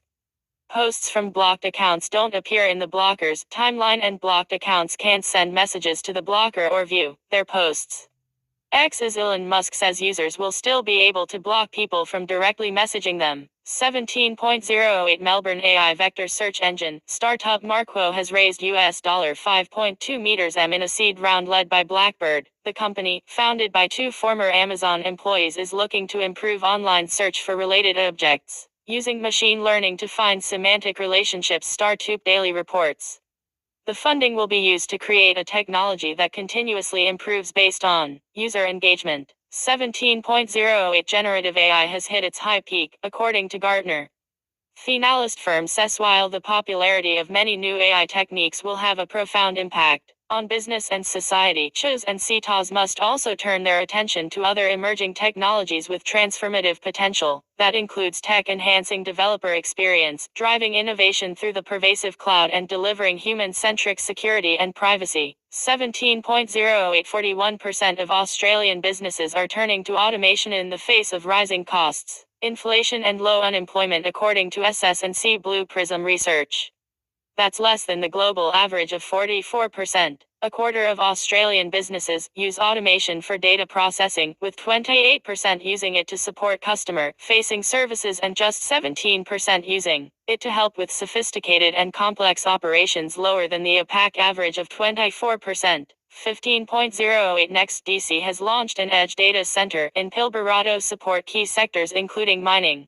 One Port Hedland will support growing demand for direct connectivity to cloud services and critical infrastructure co-located in regional Australia. Next DC says partners include BHP, Vocus and Microsoft. 14.08 Sydney customer engagement startup Pendula has raised $14.5 million as it gears up to enter the UK market. After says Pendula, which says its software enables companies including Origin Energy to have conversations with customers and reduce churn and increase average revenue per user, will hire 10 staff in new London and Singapore locations. 14.08 Swinburne University has launched its $5.20 M supercomputer. Dubbed Ngarga Tindabik. It features 11,648 CPU cores and 88 GPUs and is powered by 150 Dell PowerEdge server nodes. Data Center Dynamics reports. The supercomputer will enable researchers and students to do in hours what used to take weeks or months on desktops, and will be available to all Victorian universities for collaborative research projects. 14.08 Australia is a rising sports tech hub, with several startups using tech to help enhance athletic performance and ensure players' safety on the field. Vmotion and Neuroflex are among those leading the charge. Kenan says 10.08 More than 630 organizations have confirmed they have been hit by the zero-day attack on moved file transfer servers, including Deloitte, Ernst & Young and PwC. At least 41 million individuals have been affected to data banking InfoSecurity reports, with Russian-speaking Clip ransomware group stealing data including personal details. 9.08 The U.S. White House has launched a $20 competition to fix software vulnerabilities using AI. Anthropic, Google, Microsoft and OpenAI have partnered with DARPA Defense Advanced Research Projects Agency in the two-year competition. The White House says the competition will drive the creation of new technologies to improve security of computer code, finding and fixing vulnerabilities in an automated and scalable way. 8.08 93% of Australian organizations are implementing or considering bans on chat and other generative AI applications in the workplace, well ahead of the global average of 75%.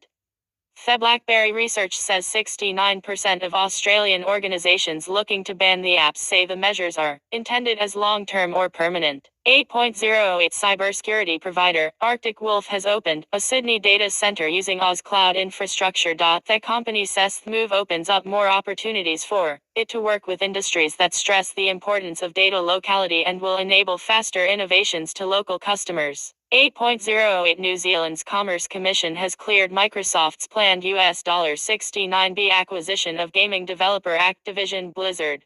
Thecumcum says it is satisfied the merger is unlikely to substantially lessen competition in any NZ market. The NZ clearance follows similar decisions by a number of regulators globally, including the EU, Japan and Brazil. In the US, Microsoft won a court. An Australian decision was put on hold in February, while a UK decision is expected in the coming weeks. In the US, the FTC's attempt to pause the deal was rejected by an appeals court. 7.08 Oracle has launched a secure hyperscale cloud platform for Australia's government and defence. The offering is isolated from Oracle's other public and government cloud regions and shares no backbone connections with them. Oracle says Oracle Cloud for Australian government and defense enables customers to deploy applications that adhere to data sovereignty and residency regulations for locally hosted, sensitive data. 7.08 Kilimanjaro Consulting, which supports the largest MYOB EXO install base of any partner in Australia and New Zealand, has been granted an interlocutory injunction against MYOB. The injunction prevents MYOB from taking any action for breach of contract or withholding license. Codes for the use of MYOB EXO by Kilimanjaro end-user customers Enterprise Group says. It follows a dispute over reductions in MYOB EXO margins. 5.08 Oz revenue growth for Q2 dropped to 12%, continuing the downward trend of the last 3 quarters. But the company says there's reason for optimism, particularly given the potential for future revenue from generative AI, interest TechCrunch reports. 3.08 Salesforce has patched the Fishforce vulnerability and exploited a weakness in Salesforce's email service, sending phishing emails, appearing to be from Meta, to steal Facebook account details. Cyber and Fraud Center Scotland warns that the issue with Facebook's gaming platform, however, still exists. 3.08 Threads is getting a little frayed with Meta's Twitter replica losing more than 80% of its daily active users. CNN reports just 8 million users are accessing the app each day, down from a peak of 44 million. Users are also spending less time on the app. 3.08 The Australian Tax Office paid more than $557 to cyber criminals in less than 2 years, according to an ABC report. Fraudsters exploited a weakness in the identification system used by the MyGov portal, Informationage reports. 1.08 The Select Committee on Foreign Interference through Social Media final report has recommended social media companies should be required to meet legislated minimum transparency standard or be banned or face fines. FIFA reported the minimum requirements include requiring an Australian presence and disclosing directions from governments and any foreign interference. APRA July 2023. 31.07 55% of Australia's digital tech workers are in a cluster, with clusters contributing to 62% of national growth, according to CSIRO. Its research into clusters identified 4 tech superclusters: the Sydney Arc, Melbourne Diamond, Brisbane Corridor and Canberra Triangle. CSIRO notes research showing clusters tend to grow faster, innovate more, gain access to a larger workforce pool and attract more investment. 31.07 Australian AI consultancy Max Kelson Consulting has been acquired by Bain & Company for an undisclosed sum. Bain & Co. says Max Kelson's full-stack ML engineers will help deliver more powerful solutions for clients. 31.07 SAP is beefing up sovereign cloud capabilities across Australia and New Zealand, creating 70 new specialist roles. The new service can store and process protected level workloads, ensuring business-critical and personal data are not transferred outside Australia, SAP says. 27.07 Microsoft is facing a new antitrust investigation over its bundling of the Teams collaboration app with Office. Reuters says the action follows after Microsoft offer of remedies failed to address concerns following a 2020 complaint by Salesforce-owned Slack. Microsoft has been fined $2.5 billion in new antitrust fines in the past decade. 26.07 Meta's Reality Labs has lost $21.3 billion since January 2022, with executives warning it's going to get worse. The unit, which oversees VR and AR projects needed for the company's metaverse push, logged a $3.70 loss in Q2 on $276 million in sales. The losses were wider than analysts expected, then a post notes, but Meta's CFO says the company will continue its investment and expects operating losses to increasing meaningfully. 26.07 Sam Altman's eye-scanning crypto project, WorldCoin, is facing several inquiries. Just days after launch, Decrypt reported French and German watchdogs are coordinating on their investigation into the project, which gives people digital coins in exchange for a scan of their eyeballs in what the OpenAI founder has said the system could help confirm if someone is human or robot. He's also claimed it could pave the way for an AI-funded universal basic income, but hasn't explained how. The UX Information Commissioner's Office is also making inquiries. 26.07 Ampere National Australian Digital ID could be live within 12 months. The digital ID won't be a new card or number, but instead will enable ID forms such as driver's licenses, Medicare cards and proof of age cards to be compiled into one system, which could be used by external organizations to verify identities. 9 News reports. 26.07 The Australian Federal Court has fined Meta $20 million for failing to disclose that users' data would be used for other purposes. Subsidiaries Facebook Israel and Onavo, which provides VPN services, were both handed $10 fines for their actions. Onavo, which was installed 270,000 times by Australian users in 2017-2017, was promoted as a product that would keep data protected and safe, but along with Facebook Israel, it shared personal activity data in anonymous and aggregated form with parent Meta for commercial benefit. The FCC says Meta must also pay $400,000 in legal costs to the FCC. 25.07 Twitter is no more, with Elon Musk renaming the company X. The rebrand is another step in Musk's plan for an everything app or super app called X, enabling users to basically live on the app, using it to communicate, shop, consume entertainment and more. CBS News reports. For more on super apps, check out our story. 24.07 Microsoft is reportedly cutting around 50 positions in Australia as part of its latest round of layoffs, which are expected to see 10,000 more staff cut globally. The layoffs are separate from the January cuts. Microsoft Australia has around 2,500 staff, with the latest staff reductions meaning 200 Australian staff have been cut this year, Finance News Network says. 21.07 Tesla is spending $1 billion on its Dojo supercomputer over the next year. Project Dojo, which includes powerful machine learning features, aims to improve the software within Tesla's autonomous vehicles and process the data they send back. Tesla will train the supercomputer, Quartz reports. 21.07 The World Ethical Data Foundation, whose members include Meta and Google, has released a voluntary framework for AI development. The framework includes a checklist of 84 questions for developers to consider when starting an AI project, the BBC reports. 20.07 Job listings for tech professionals in Australia dropped a further 2.3% in the June quarter. The jobs report says that fall, attributed to a decline in funding of early startups, is the fourth consecutive quarter and totals 25.4% year-on-year. 19.07 The Governor program, based on SAP S4/HANA, has cost $265 million so far, according to newly disclosed figures. IT News reports. 19.07 Microsoft 365 Copilot, which integrates OpenAI's ChatGPT into Office applications, will come with a hefty $30 per user per month charge, Microsoft has announced. That's on top of the cost of the eligible licenses for its E3, E5, Business Standard and Business Premium offerings. The company says it is also launching Bing Chat Enterprise, a privacy-focused version of the AI chatbot. 19.07 App providers could soon be able to bypass paying commission for in-app purchases to Apple and Google in Australia as part of the government response to FCC's consultation on a mandatory code of conduct for digital platforms, The Guardian reports. 18.07 Meta is open sourcing its Llama 2 large language model, making it free for research and commercial use as it tries to take on ChatGPT. Meta says Llama 2 was pre-trained on 2 trillion tokens, with Llama 2 chat models additionally trained on over 1 million new human annotations. It is available via the Azure platform. 19.07 Rapid Circle, Velrada, Urinco, 5up, Data Number 3 and Volpera have taken out the local partner titles in the Microsoft A/NZ Partner Awards. Microsoft says Volpera was earlier announced as the overall New Zealand Partner of the Year, with Insight taking out the Australian Partner of the Year. 17.07 Australian learning platform, Secure Code Warrior, has raised $50 million in Series C funding, led by Paladin Capital Group. The funding is the largest investment since the company's inception and brings its total funding to date to more than $100 million. Dynamic Business reports.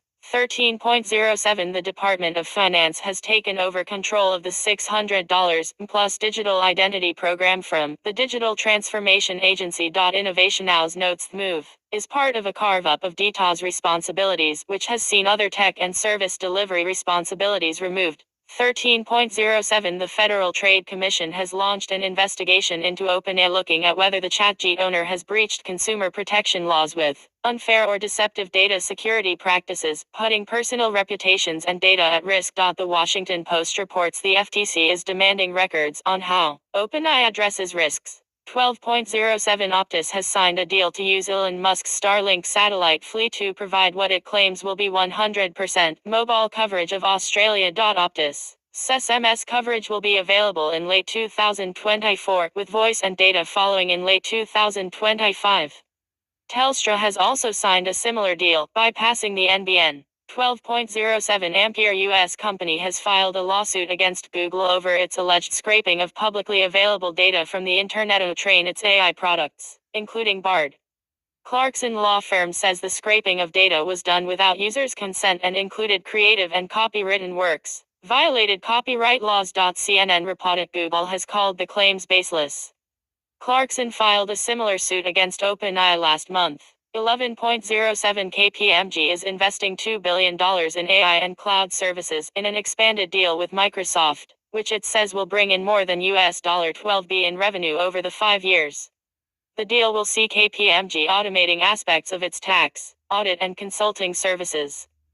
The Wall Street Journal says KPMG isn't expecting to lay off a lot of people with the tech used not to eliminate jobs but to enhance the workforce with AI skills.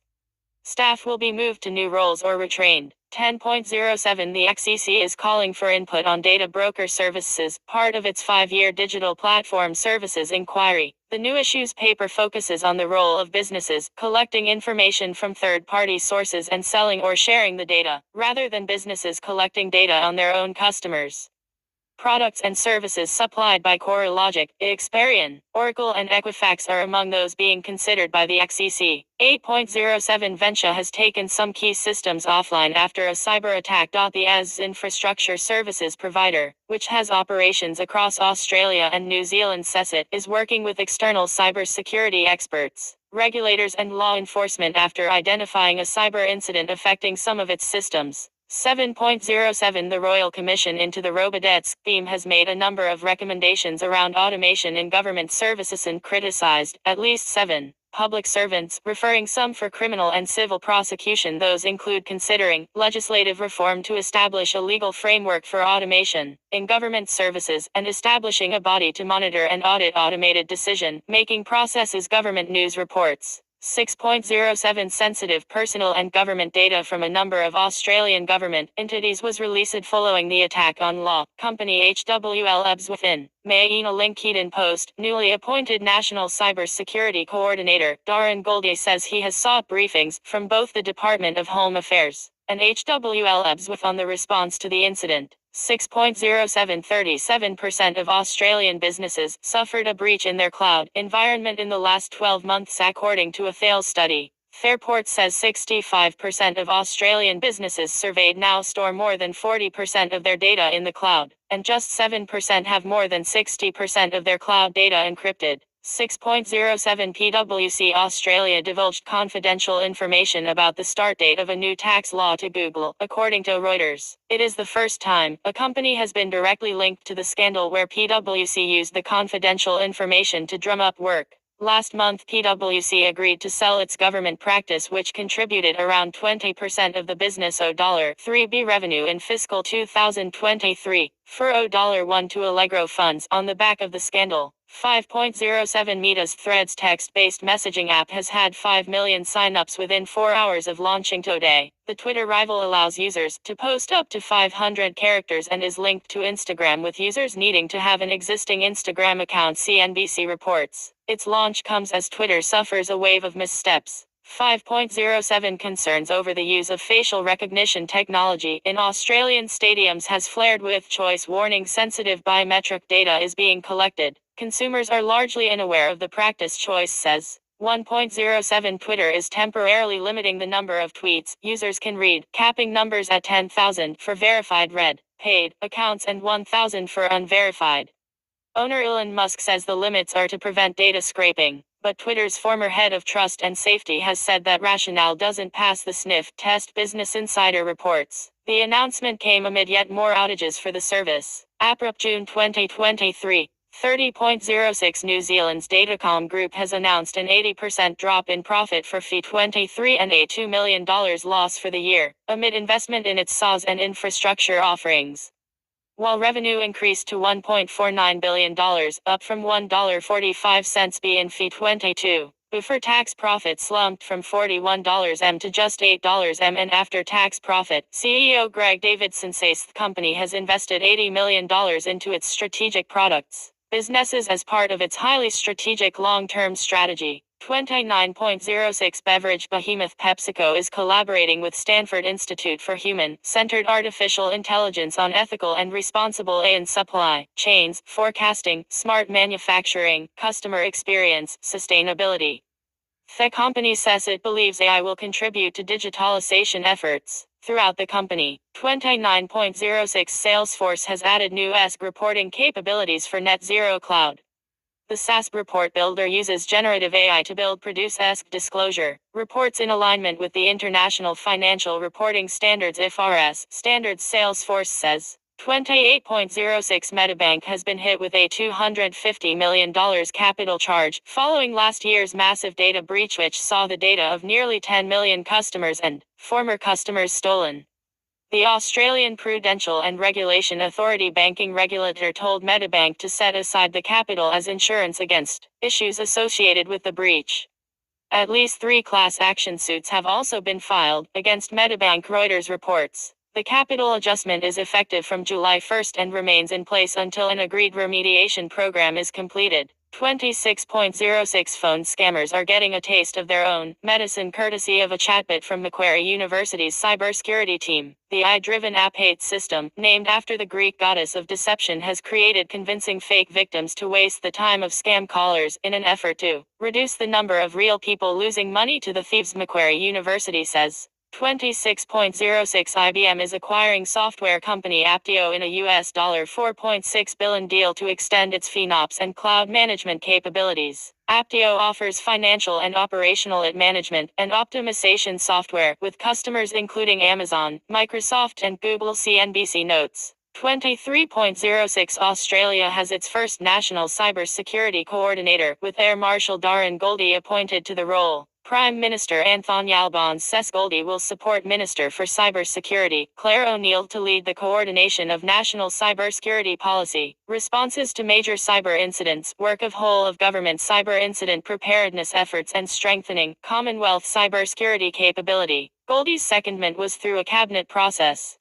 He takes on the new role next month. 22.06 Australia's SFD Commissioner has issued a legal notice to Twitch requesting information on what the platform is doing to tackle online hate. The notice follows a worrying surge in hate online, with safety saying it has received more complaints about Twitter in the last 12 months than any other platforms, with increasing numbers of reports of serious online abuse since Elon Musk's October 2022 takeover of the company. 21.06 Ampere proposed $1.8 network sharing deal between Telstra and TPG Telecom has again been given the thumbs down, with the Australian Competition Tribunal affirming an earlier decision by the FCC not to grant authorization for the deal. The tribunal denied authorization on the grounds it could substantially lessen competition, the FCC says. 21.06 Macquarie Group's banking and financial services group is planning hyper-personalized services through use of an AI-first approach in its retail bank. The company has partnered with Google Cloud and plans to embed AI and machine learning across its customer service functions, including generative AI in its contact center and individualized suggestions to make use of Macquarie's mobile app functionality. Investor Daily reports.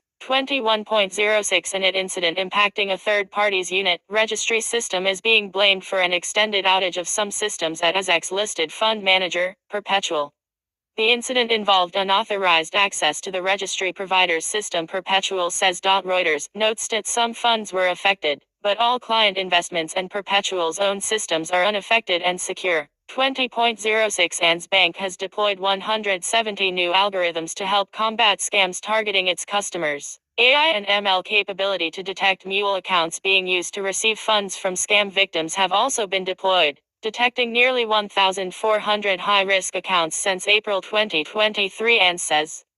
It is also preventing payments being made to high-risk cryptocurrency platforms and Putting measures in place to stop text scammers. 19.06 Ants Bank is establishing a major digital, cloud and data tech hub in Brisbane if its acquisition of Suncorp goes ahead. The bank announced plans to hire or place 700 people into the hub over 5 years as part of a joint agreement with Queensland Government. Google Cloud training and working with Queensland universities to drive research and training is also promised. 16.06 Australian and Kiwi customer data has been stolen in a ransomware attack on NZ payments solutions provider SmartPay, but the company says no card data was compromised in the hack. The company says it is working with cybersecurity specialists, cybergs, and government authorities on the hack.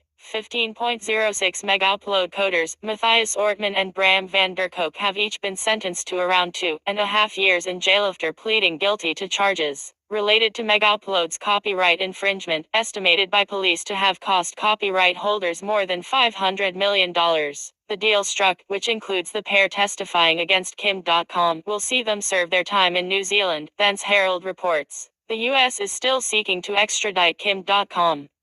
The sentencing comes 11 years after they were arrested. 15.06 Microsoft is adding more AI-powered assistance to ERP systems via Copilot. Dynamics 365 Finance, Project Operations and Supply Chain Management have all had Copilot features added, Microsoft says. 15.06 Only around half of Queensland agencies responding to a recent survey have a data breach response plan. The survey, by the Office of the Information Commissioner, found there is more work to do before a mandatory data breach scheme commences in Queensland. Of those that had plans in place, the Oak report says most had plans that addressed most elements that would make the plan effective. 14.06 Macquarie Technology Group is raising $130 million to capitalize on the growth of AI and cloud. If successful, the fundraising will see Macquarie add a new data center at the Sydney North Campus. Data Center Dynamics reports. 13.06 French giant Thales is on track to acquire /NZ cybersecurity company Tesserent in an effort to boost its /NZ presence. Thales has made an offer, unanimously recommended by the board, to acquire all Tesserent shares. The deal values Tesserent at $176 million, AFOR says. 9.06 The European Commission has approved $8 billion in state subsidies for semiconductor research, development and production. The funding, provided by 14 new member states, follows the European Chips Act agreement in April, aiming to strengthen European competitiveness and supply chain resilience. Innovation Now's reports. The projects will be backed by $13.7 billion in private funding. 9.06 Meta is planning an app to rival Twitter, taking a dig at Twitter boss Elon Musk with a comment that the Meta offering will be thinly run. Coding on the app, which could be named Threads, has been underway since January, according to The Verge, with Meta saying the app will launch as soon as we can. Meta has been in discussions with celebrities including Oprah and the Dalai Lama to use the app. 8.06 Barracuda has urged customers to replace vulnerable email gateway alliances after discovering they are being exploited.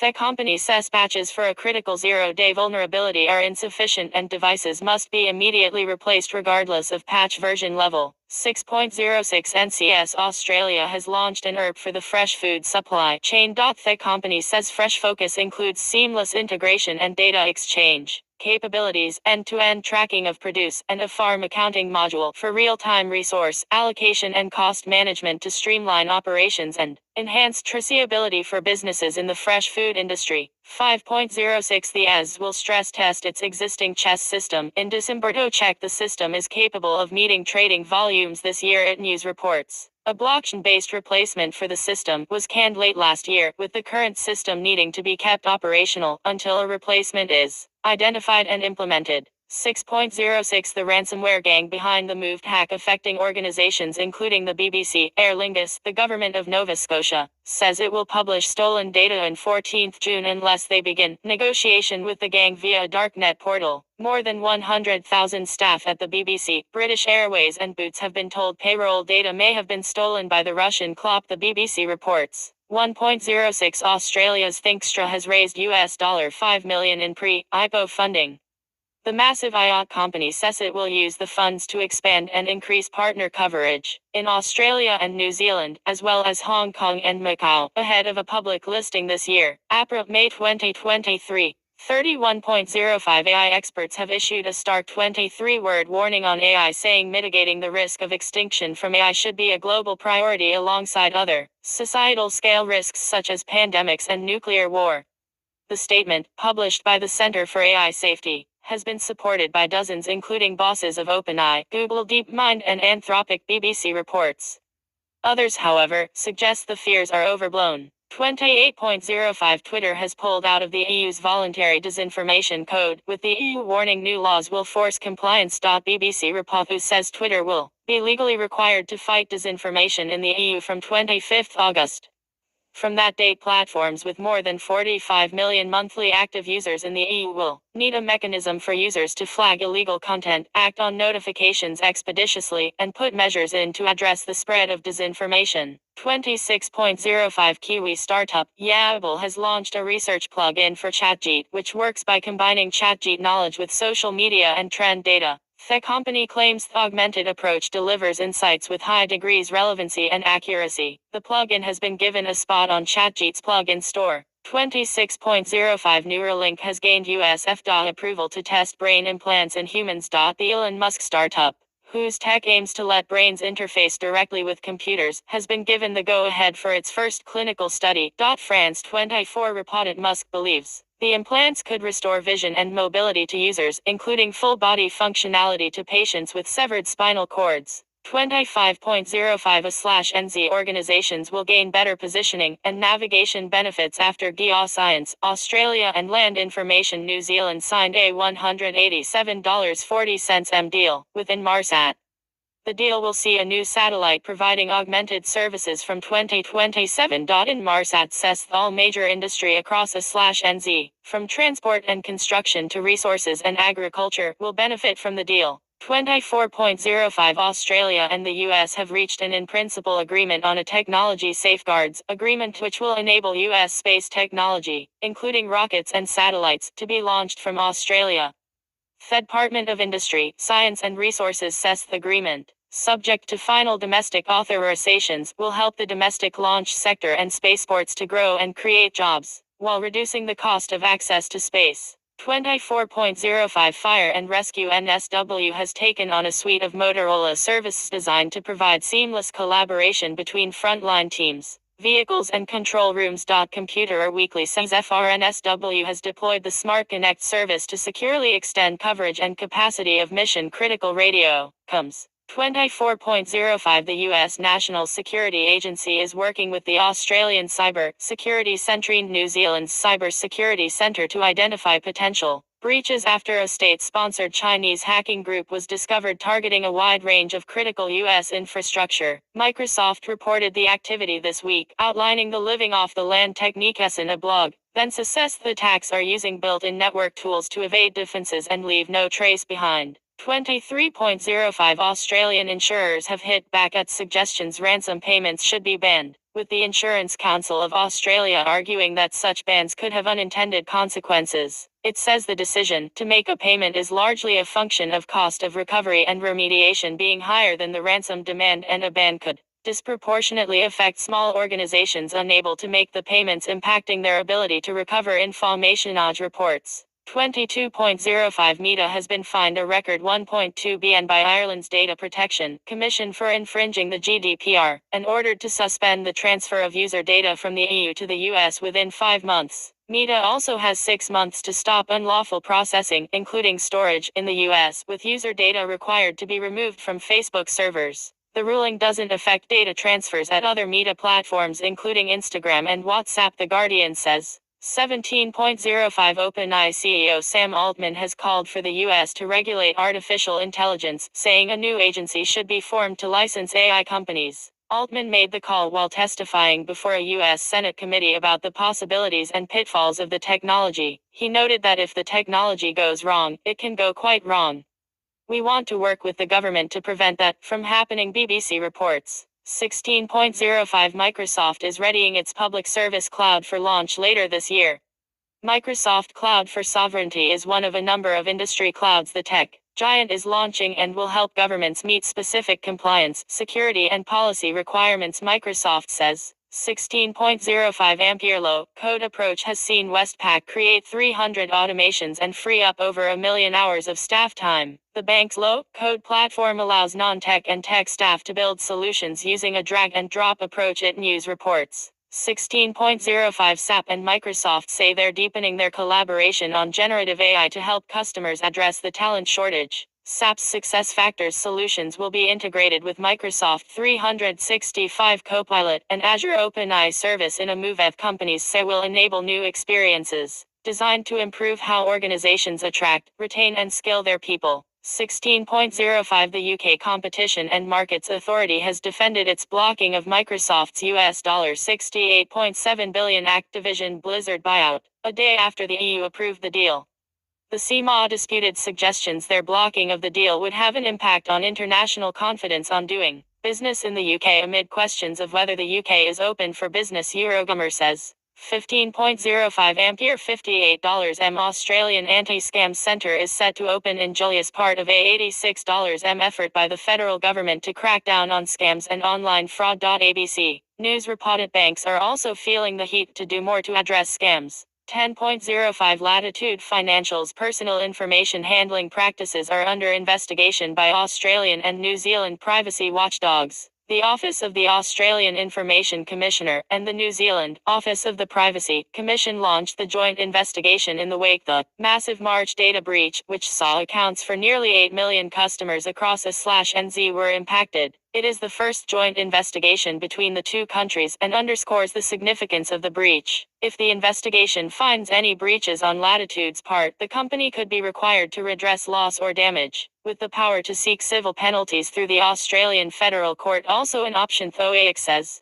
10.05 Technology One shares have been placed in a trading halt after the company detected a cyber attack on its internal Microsoft 365 back office system. The company's customer-facing SaaS platform is not connected to the affected system and has not been impacted, the Motley Fool reports. 10.05 More than $2 billion has been allocated for digital and ICT in the federal government's 2023-24 budget, with up to $3.7 billion for the next 4 years. IT News notes the funding includes big allocations for the National Disability Insurance Agency, My Health Record, the IDA and Department of Veterans Affairs, among others. 9.05 Deloitte is working with Google Cloud to develop enterprise-grade industry generative AI solutions. Deloitte says its generative AI practice will use technologies including Vertex AI and the Palm Foundation model, along with generative AI Studio and open source and third-party models to address growing demand for generative AI.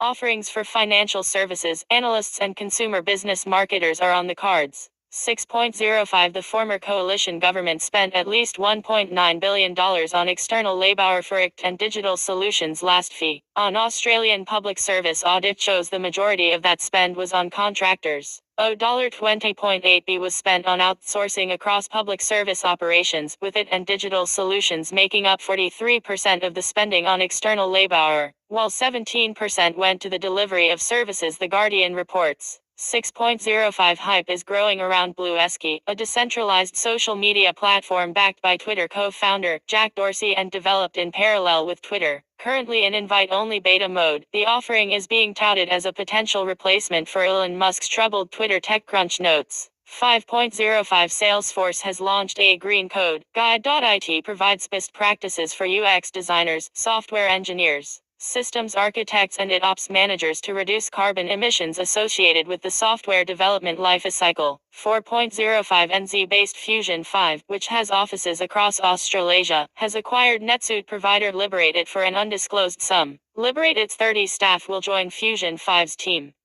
Liberate It owner and director Jim Brody says the deal provides additional capability and support for the company's customer base. It is the second major acquisition for Fusion 5 in the last 2 years, Channel Insider notes. Last year it acquired Adelaide consultancy Imperial Solutions. 3.05 Australia is reinstating a dedicated privacy commissioner to deal with the increasing number of data breaches. The Office of the Australian Information Commissioner will also be restored to a 3-commissioner structure to deal with growing threats and increasing volumes and complexity of privacy issues, The Guardian reports. Information Commissioner Angeline Falk will continue to act as Privacy Commissioner until the new appointment is made and will remain Information Commission and head of OAIC. 3.05 Google pulled in a record $8.4 billion in revenue in Australia last year, putting it ahead of the highest estimates for Meta's Australian advertising revenue, the Brisbane Times says. Most of the money is directed to an international subsidiary, reducing the tax overhead in Australia, with ASIC accounts showing just $1.90 in net revenue and $92 in income tax paid in 2022. 3.05 The federal government has unveiled its first national quantum strategy, featuring 5 focus areas covering investment, infrastructure, workforce, standards and frameworks, and trust, ethics and inclusivity. Each focus area has set actions to be delivered over the coming 7 years, it news notes. 2.05 The godfather of AI has quit Google to speak out on the dangers of AI. CNN reported Jeffrey Hinton has spoken publicly about AI's potential to do harm as well as good, noting that we don't fully understand the ways society is going to be transformed and that not all of the effects will be good. April 2023. 28.04 Meta is maintaining significant market power in Australia according to the latest Interim Digital Platform Services Inquiry report, which notes the company is facing weak competitive constraints from other platforms. The XEC says it doesn't expect any new competitors to successfully emerge as a close alternative to Meta in the short or medium term. Innovation Now's reports. 25.04 Google's cloud computing business has turned its first profit following years of multi-million-dollar investments and losses. Parent company Alphabet reported $7.4 billion in revenue and an operating income of $191 million for the cloud business in the quarter ending March 31. A year ago, it reported an operating loss of $706 million, TechCrunch reports. Alphabet itself reported first quarter net income of $17.4 billion on revenue of $69.8 billion. 21.04 More than 100,000 people have joined a class action against Optus following last year's data breach, which compromised around 1,200,000 customers. The lawsuit claims the telco failed in its duty of care to protect customers from harm, breaching both laws and its own policies by failing to adequately protect customer data and destroy or de-identify customer data, Reuters reports. 21.04 Google's Bard is becoming a programming assistant with an update to help with programming and software development tasks, including code generation, debugging and explanation. More than 20 programming languages are included, with Google saying Bard can also assist with writing functions for Google Sheets. 20.04 Australian organizations are expected to spend $19.9 billion on public cloud services in 2023, up 19.3% from 2022, according to the latest forecast from Gartner. All segments of the cloud market are expected to see growth in 2023. EOS is forecast to experience the highest growth at 30.2%, followed by POS at 24%. Globally, spend is forecast to hit nearly $600 billion this year, Gartner says. 20.04 Reddit will start charging companies who make excessive use of its data downloading API, using it for training of large language model (AIs). The API will continue to be free to developers working on bots and other Reddit tools, and to researchers working on academic or non-commercial projects, Ars Technica reports. ChatGPT and Google's Bard have both used Reddit as a source. 19.04 Atlassian is adding generative AI capabilities to its entire cloud workforce management portfolio to help make service minus and project-based work more efficient. Atlassian Intelligence, which is available in early access, will be an opt-in offerings, the company says. 17.04 Cicero has launched a free 10-week online program to help SMEs enhance their R&D knowledge, focused on cybersecurity and digital technologies. On completion of the program, eligible participants may be able to access continued support through Cicero, including dollar-matched R&D funding and access to national research expertise, the National Science Agency says. 17.04 Stack Overflow is jumping on the generative AI bandwagon, adding the technology to Stack Overflow and its Overflow for Teams. The move comes after Earth Companion earlier banned AI-generated responses, following a flurry of incorrect AI-generated answers to user questions last year. The decision prompted criticism by many in the community, with one user noting, "We're not interested in fact-check AI content, we are interested in generating the content ourselves." 18.04 AI robotics company Advanced Navigation has unveiled what it says is Australia's largest subsea robotics centre in Western Australia. The new 5.5-hectare facility will accelerate production of the company's underwater technologies, including the Hydrus autonomous underwater robot, Advanced Navigation says. 18.04 Choice is calling for urgent privacy reforms, saying renters are being pressured to use rent-tech platforms that demand excessive personal information. The consumer group says as well as being forced to hand over private information or risk not being able to apply. The tactics come with security and data privacy risks and added costs for renters. 18.04 The New Zealand and Australia armies have signed a deal to share operational intelligence and technology. The Plan Anzac Cooperation Agreement, which comes a week out from Anzac Day, extends the existing military partnership, ABC News reports. 14.04 Australia and New Zealand have joined other Five Eyes countries in pushing for software vendors to provide the cyber equivalent of seatbelts and take greater responsibility for security. Federal guidance urges software manufacturers to take urgent steps to ship products that are secure by design and default.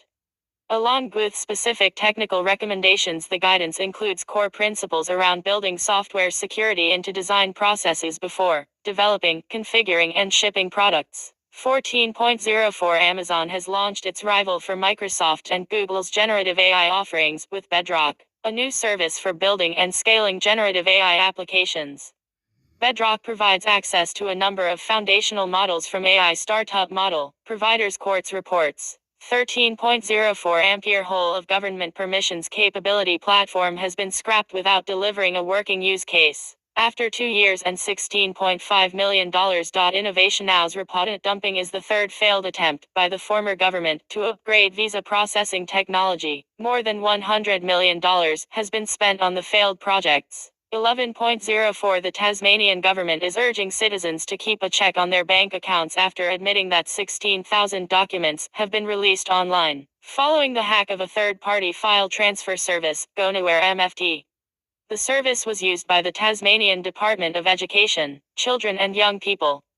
Compromised documents include invoices, bank statements and information relating to student assistance applications. Informationage reports. 11.04 Latitude Financial has refused to pay a ransom demand following last month's cyber attack. The decision is in line with the position of the Australian government with regards to paying ransoms. The company says in an announcement that it doesn't believe paying would result in the return or destruction of the stolen information, and paying would only encourage further extortion attempts on Australian and NZ businesses in future.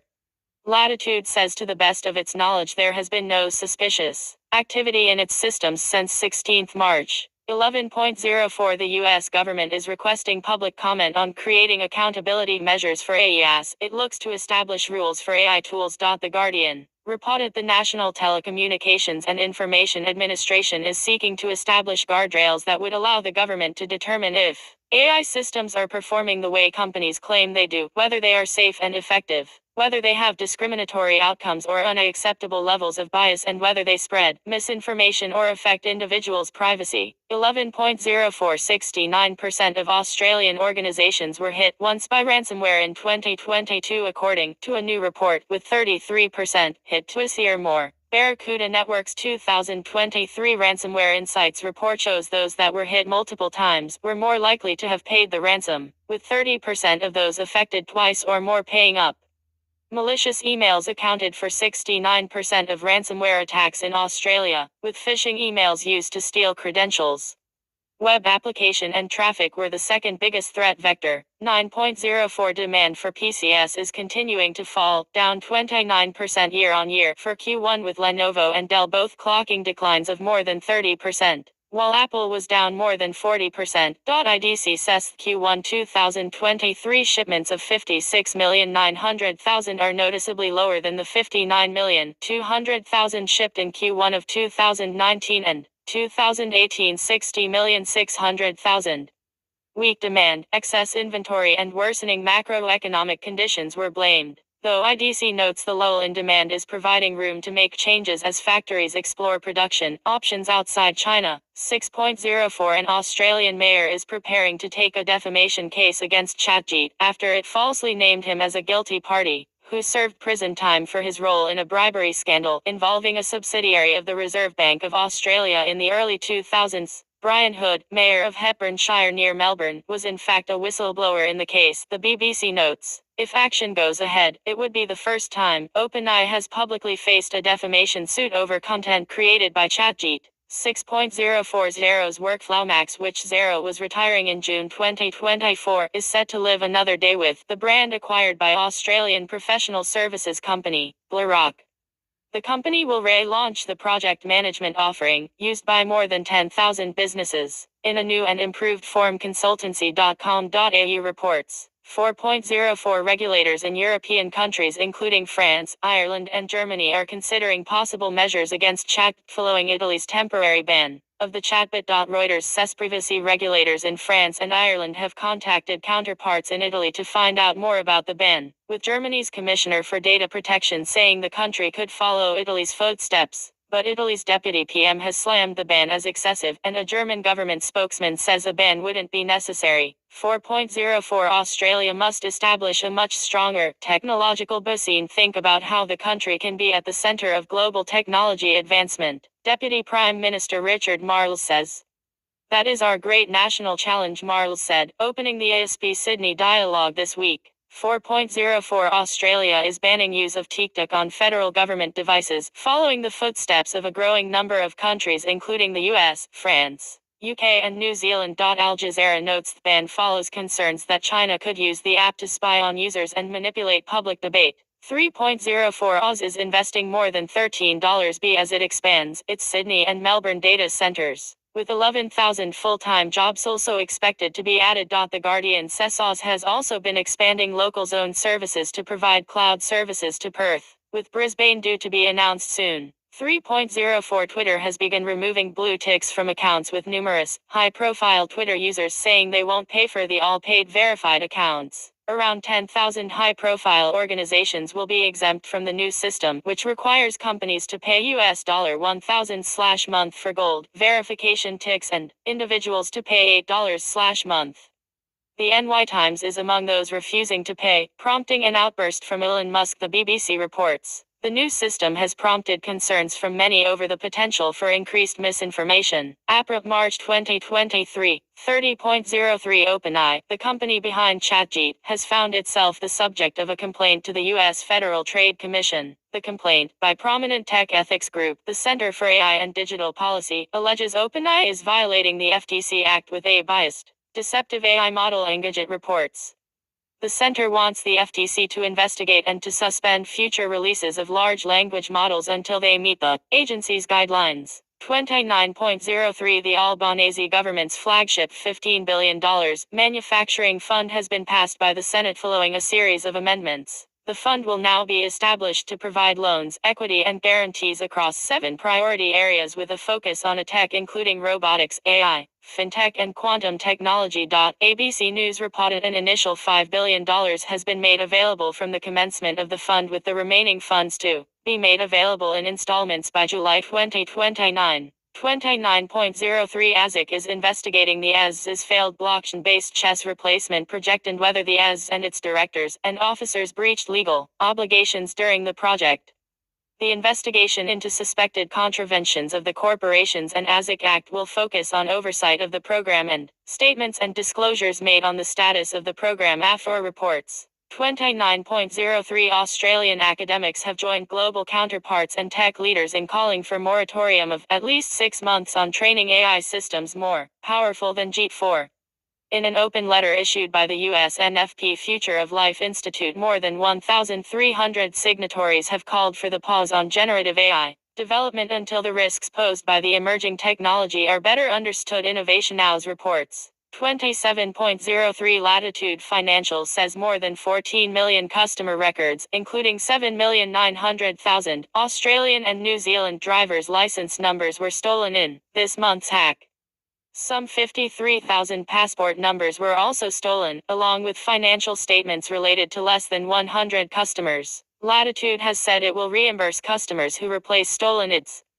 The company only has 3 million customers. leading some to question why it was still holding records on so many more, with records dating back to at least 2005 in an affected database. Bank InfoSecurity reports. 24.03 Accenture has joined the list of companies slashing staff, cutting 19,000 jobs or 2.5% of its workforce over the next 18 months as part of structural cost cutting.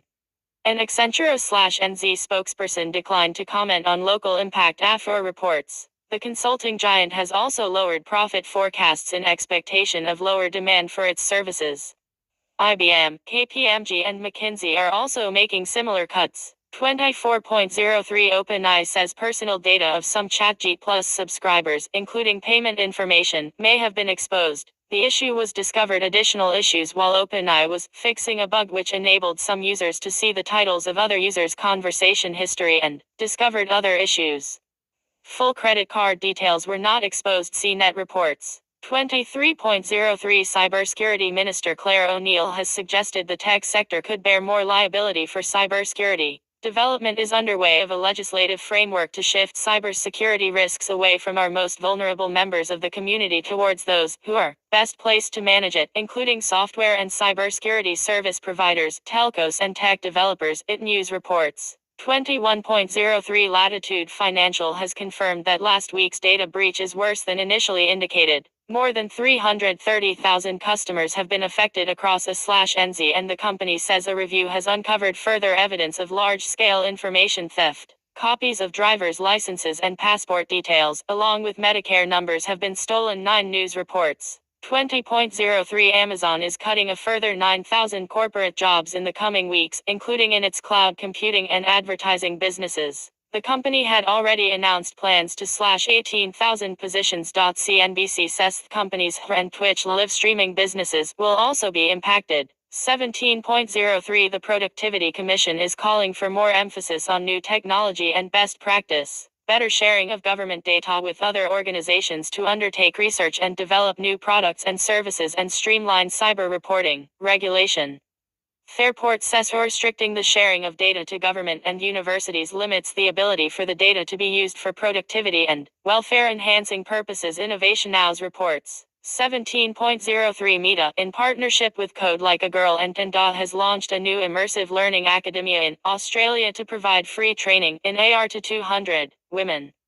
The training is via self-guided Meta Spark training module. Gizmodo reports. The launch comes as Meta continues to push boss Mark Zuckerberg's pet topic, the metaverse. 16.03 Latitude Financial has been hacked with the identification documents of 328,000 customers believed stolen. Driver's license details for about 100,000 Australians are included in the breached data. The company, which provides consumer financial services to Harvey Norman, JB Hi-Fi, The Good Guys, Apple and David Jones, says it was targeted by a sophisticated and malicious cyber attack. It declined to say if consumers using financing from those companies are impacted. The SMH reports. 16.03 Australia has launched the Responsible AI Network Cross-Ecosystem program to support companies in creating and using AI ethically and safely. The alliance will provide best practice guidance and coaching for companies using AI. C0, which is one of the members, says. 14.03 Meta is laying off another 10,000 people just months after 11,000 staff were made redundant. The new measures will also include a further hiring freeze. The latest round of layoffs are expected in the tech groups in late April, followed by business groups in May, The Guardian reports. CEO Mark Zuckerberg isn't, however, slowing down on his metaverse plans, into which the company has plowed billions of dollars, saying it remains central to defining the future of social connection. 14.03 Security and data quality concerns are the largest barriers to Australian businesses' adoption of AI, according to a Forrester report. The complexity of implementation, with an average of 4 AI tech and services providers engaged in each project, was also an issue. Innovation Now's reports. 13.03 A/NZ tech companies including Xero, Canva and Nitro Software say they don't have material exposure to Silicon Valley Bank, which collapsed last week, Reuters says.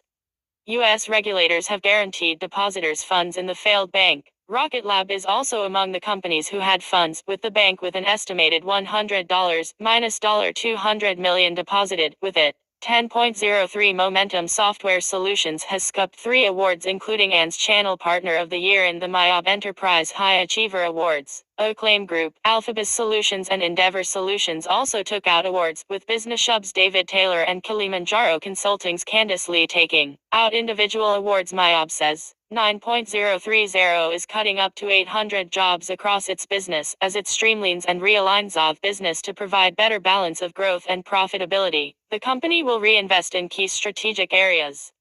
It is unclear yet how many Australian roles will be impacted, the SMH reports. The 800 jobs account for around 15% of the company's workforce. 8.03 Coles is preparing to launch a Beam-based digital wallet enabling customers to pay using an EFTPOS QR code. The retailer has partnered with Australian Payments Plus for the project. Coles says customers are seeking quick checkouts, no wait times and an easy, seamless payment experience, something it believes the technology can provide. 8.03 Kmart says it is exploring potential use cases for ChatGPT. The retailer says it sees multiple potential use cases it wants to experiment with, including interactions with customers and HR-related cases including onboarding and training. It news reports. 6.03 Australia's privacy regulator's lawsuit against Meta over Cambridge Analytica has cleared a major hurdle, with the High Court clearing the way for proceedings to return to federal court after 2 years in legal purgatory. The High Court revoked Facebook's special leave to appeal after a change in court rules came into effect in January. The move could expose Facebook's US and Ireland entities to civil penalties over Cambridge Analytica. It news notes. 6.03 Atlassian is cutting around 500 employees, around 5% of its workforce, as it refocuses on key priorities, such as its service management and helping customers move workloads to the cloud. CNBC reported among the most impacted teams will be talent acquisition, program management and research and insights. 6.03 Ampere third-party contractor working at the Australian National Maritime Museum has been arrested and charged after an alleged trusted insider attack. The man allegedly accessed the accounting system and changed bank account details to his own. Police say financial details of several individuals and businesses were also unlawfully obtained, with the man allegedly using credit card information to make unauthorized purchases. It news reports. 4.03 The U.S. Federal Trade Commission has issued a warning over overblown claims and hype around generative AI in the wake of ChatGPT.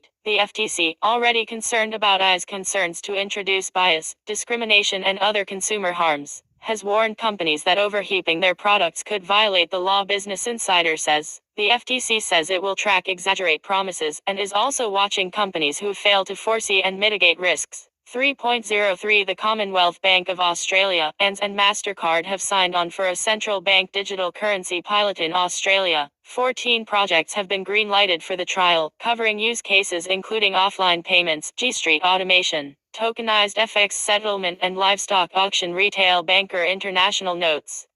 Australian fintechs including Unizon, Fame Capital, Canvas Digital and DG.Cash will also be part of the trial. 1.035 Data breaches affected more than 1 million Australians each in H2 2022 according to the latest notifiable data breaches report. It shows a 41% increase in malicious or criminal attacks and a 26% increase to 497 in overall notifications, the OAX says. 1.03 Data center operator NextDC has acquired land in central Auckland and registered a New Zealand subsidiary, reseller news reports. The company has not as yet announced any plans to establish local facilities, and its half-year results made no mention of planned sites in Auckland. APRA February 2023. 28.02 Fujifilm Business Innovation has acquired Australian ERP and its services provider Microcanal Services. It looks to take its ERP play global. Microcanal, which also has an Auckland office, offers services around Microsoft, SAP and Sage, among others. It has rebranded as Fujifilm Microcanal Services, with all 200 staff remaining with the company. AFR notes.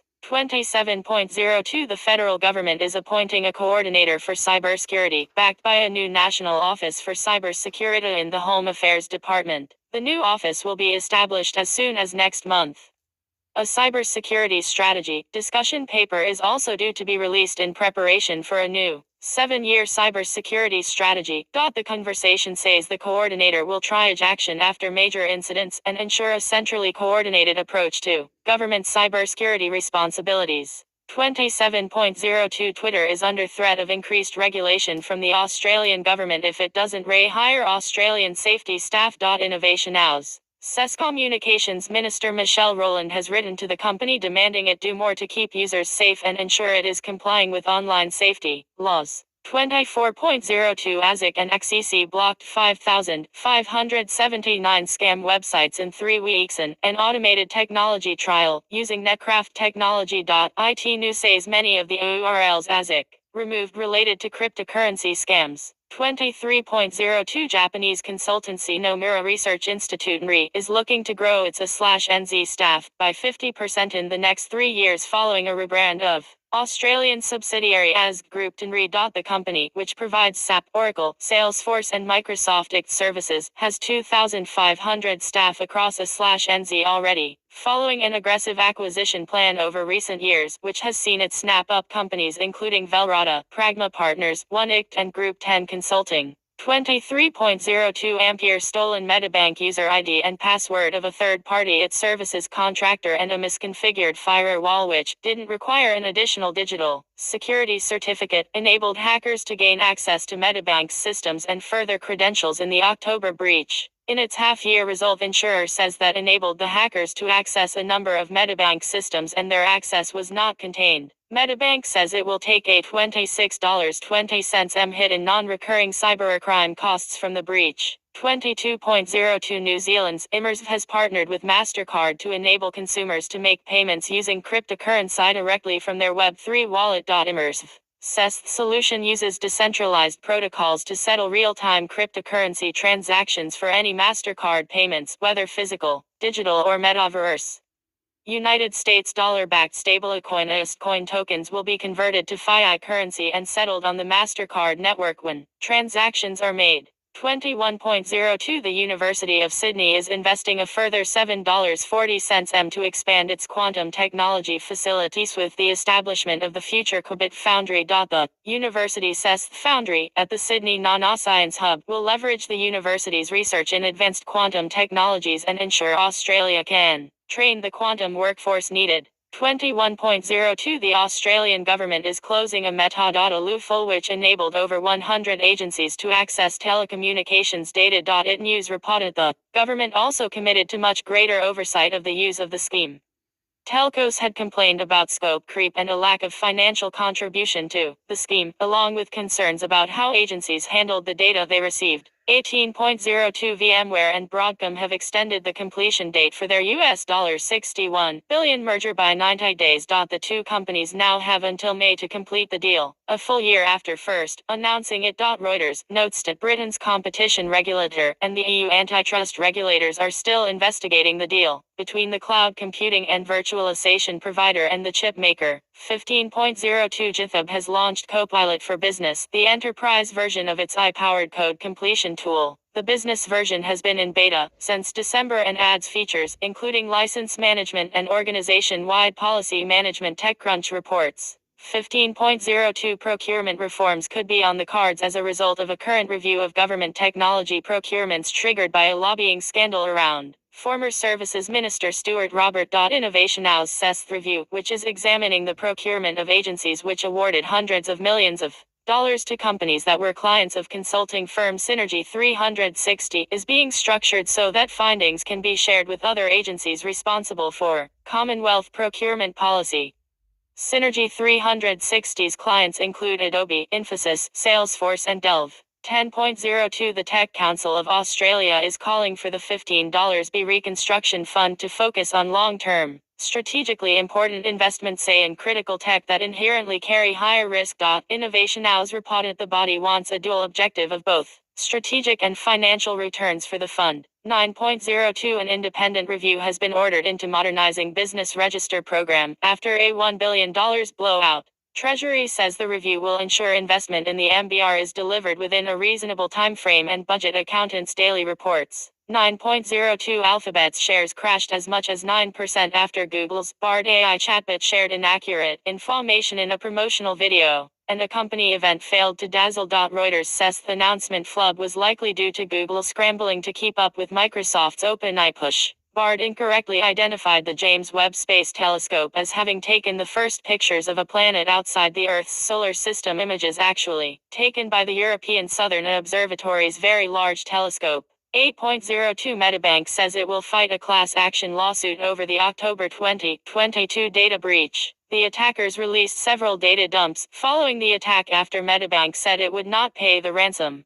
The class action was filed in the federal court by international law firm Baker & McKenzie and funded by Omni Bridgeway on a no-win, no-pay basis, insurance business says. 8.02 Microsoft has launched OpenAI-powered search capabilities to its Bing search engine and Edge web browser. Currently available in a limited preview on desktop, but expected to scale in the coming weeks. The new capabilities include chat and compose. Buddhist Bloomberg reports answers in Bing are currently somewhat hit and miss. 7.02 KPMG is acquiring Adelaide's SAP asset, work and project specialist company Think 180 for an undisclosed sum. Think 180's 30-plus staff will join KPMG's existing SAP technology team in a move. KPMG says will expand the company's capabilities in work execution, asset management, regulatory compliance, analytics, managed services, migrations and integrations. 7.02 The 20-year-old Sydney man arrested for trying to scam Optus customers affected by the September data breach has escaped a jail sentence. She'd instead been sentenced to an 18-month community corrections order. Dennis Su, who was 19 at the time, admitted texting 92 Optus customers, demanding they transfer $2,000 to a CBA bank account or face their personal information being used for financial crimes, The Guardian reports. 7.02 My health record will be significantly upgraded as part of a push to modernize primary health care. Health Minister Mark Butler says the current iteration is a pretty outdated, clunky, PDF format system and functionality need to be improved. It has been recommended that more health professionals be able to access and add to the records, The Guardian reports. 6.02 Ampere New Industry Group has been established to boost critical infrastructure resilience in Australia. Innovation Now's CEST Critical Infrastructure, Information Sharing and Analysis Centre hope to enlist and support 11,000 organizations across 11 critical infrastructure sectors, along with materials suppliers and local government bodies. It plans to distribute timely digestible updates on threats and guidance on defending against them. 6.02 ANZ Bank has made a PropTech push, investing $50 million for a minority shareholding in Australia's View Media Group, whose lineup of offerings include a residential listing portal, real estate marketing agencies and property technology businesses, including Property Portal, Real Estate View and AI and data business Propic, the bank says. 3.02 The numbers affected by the December 22 Royal ransomware cyber attack at Qt has risen to 11,405, with employees, students and former staff affected. Tax file numbers for nearly 4,000 people were breached in the attack, ABC News says. APRA January 2023. 31.01 ChatGPT developer OpenAI has launched a text classifier help detect AI-generated content. OpenAI says the AI text classifier could help limit the ability to run automated misinformation campaigns, use AI tools for academic dishonesty or position an AI chatbot as human. A search engine journal reports and OpenAI itself openly admits the AI text classifier isn't 100% accurate, mislabeling both AI-generated and human-written text. 31.01 Ampere review and audit of the MyGov platform has found it is underfunded, causing it to fall well short of serving its role as the primary digital front door to government. It News report review calls for the government to commit at least $138 million a year to the platform, conditional on Services Australia committing to a number of enhancements. 31.01 Kiwi fintech startup HNRI has secured $35 million in new funding, which will be used to expand in NZ and overseas. The company, which has raised $60 M to date and seen its revenue triple and its customer base quadruple in the last 12 months according to a Smart Company, plans to double its headcount to 150 across NZ in the coming year. 30.01 Salesforce has axed its Australian VC arm, Salesforce Ventures, as part of its global cuts. After reported, Salesforce says the lack of presence in the local market does not mean the end of the company's interest in the local tech startup scene, with plans to manage investments, including 17 portfolio companies, from the U.S. Salesforce Ventures also invested in some Kiwi companies, including Soul Machines.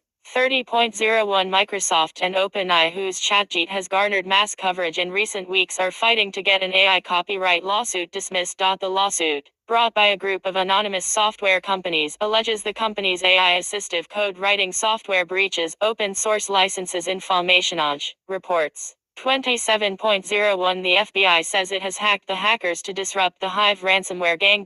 Reuters says the operation, which saw the FBI infiltrating Hive's network and stealing digital keys used to unlock victims' data, thwarted the group from collecting more than $130 million in ransomware demands from more than 300 victims. 24.01 Australian tech staff, engineers and game workers earning less than $102,000 annually will get overtime pay and penalty rates after changes to the Professional Employees Award. AFR reports. 26.01 Microsoft is blaming a change it made to its WAN for knocking out services to Microsoft 365 services including Teams, Outlook and Azure for 4 hours last night.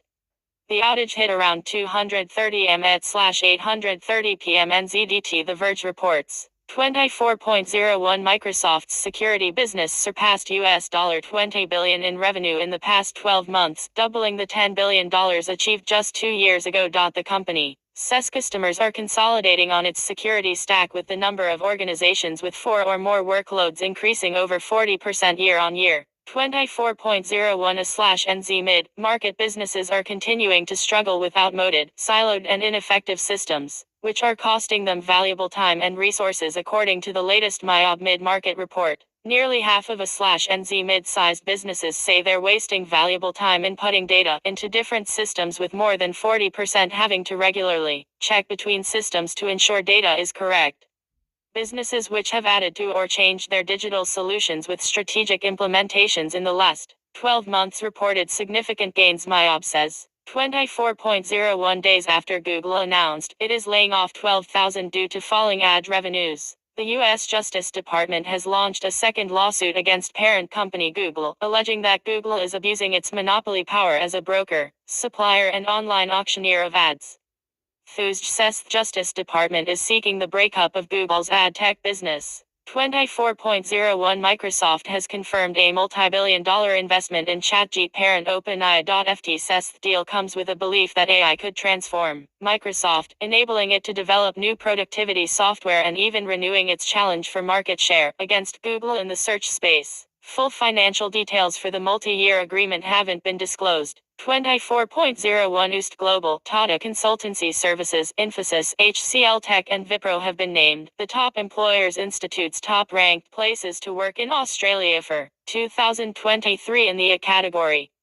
To be eligible for the rankings, companies must have at least 250 local or 2,500 international employees and advanced and formal HR practices. Information Age says. 23.01 Oz has launched a cloud region in Melbourne and says it plans to invest around $6.8 billion in the Melbourne region by 2037, with 2,500 jobs planned. The region is the second for Australia and consists of 3 availability zones, located far enough from each other to support business continuity while being close enough to provide low latency, Oz says. 21.01 Elon Musk has taken the stand in a court trial, with Tesla shareholders suing the company to recoup losses they say resulted from a tweet by Musk, claiming he had secured money to take the company private.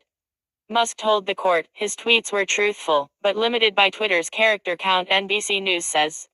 Earlier, his lawyer had argued Musk didn't lie, but used the wrong words in his tweet. 20.01 Google is cutting around 12,000 jobs, or 6% of its workforce, after 2 years of dramatic growth during which it added 37,000 jobs. The company says a changing economic reality is forcing the cuts, BBC Business Report notes. The news came just days after Microsoft announced it was slashing 10,000 jobs. 21.01 The NAB has minted a stablecoin, ON, linked to the Australian dollar, with plans to launch mid-year. The stablecoin will launch on Ethereum. CoinGeek reports, with NAB the second Australian bank to launch its own stablecoin. ANZ launched its own, much smaller, offering in March 2022. 20.01 The ACMA is being given a new and graduated set of powers to hold digital platforms to account over misinformation and disinformation, including information gathering power to create transparency around digital platforms, efforts to respond to the issue. The powers will also allow the regulator to register an enforceable industry code and to make a standard, should industry self-regulation measures prove insufficient, Minister for Communications Michelle Rowland says.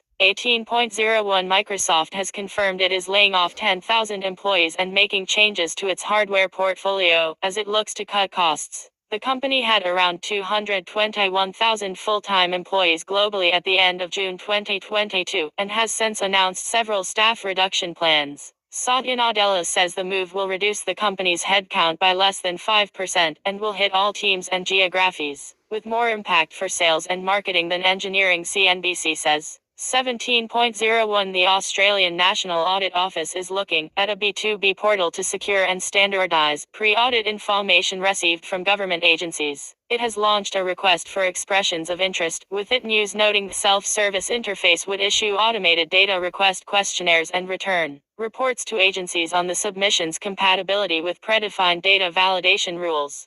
13.01 Oz has launched its Perth local zones for applications requiring single-digit millisecond latency or local data processing. A new Sydney direct connection, enabling Oz customers to establish network connections from their premises to Oz in the next DCS2 data center was also launched today, Oz says. 12.01 Ampere damaged database file, rather than a cyber attack, has been blamed for an outage which grounded planes across the U.S. The FAA grounded planes for several hours after an attempted reboot of its notification system was unable to rectify a system error, FedScoop notes. 11.01 Twitter is reportedly winding down its physical presence in Australia, with the SMH reporting it has begun cutting the remaining Australian staff. FESM reports sources saying the local office has been closed, and notes this means there will be no local staff to speak with government or handle any local issues. 10.01 NBN Co. has dropped its privatization plans and will instead focus on upgrading and improving its network. The Corporate Plan 2023 says the government will keep NBN in public hands for the foreseeable future to provide it with the certainty needed to continue delivering improvement to the network while keeping prices affordable, Information Age reports. 9.01 Western Australia's state government is developing an early-stage venture capital model to boost funding for local scale-ups and startups.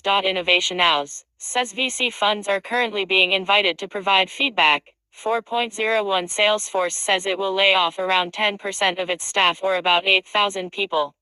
The news came in SEC filing. Co-chief executive Mark Benioff says the company hired too many people leading into the economic downturn. The Times says the company will also reduce office space and expects to spend $1.2 billion restructuring. For 2022 news from around the web, refer to 2022 archive.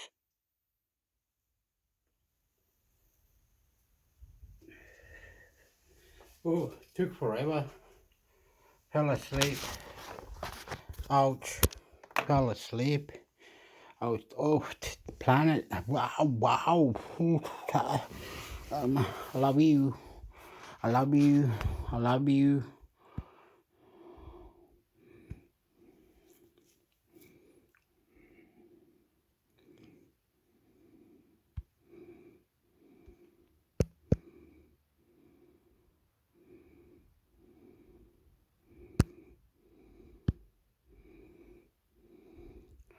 God, enter our body, God, control our body, God, control our body, God, Lord, control our body, oh God.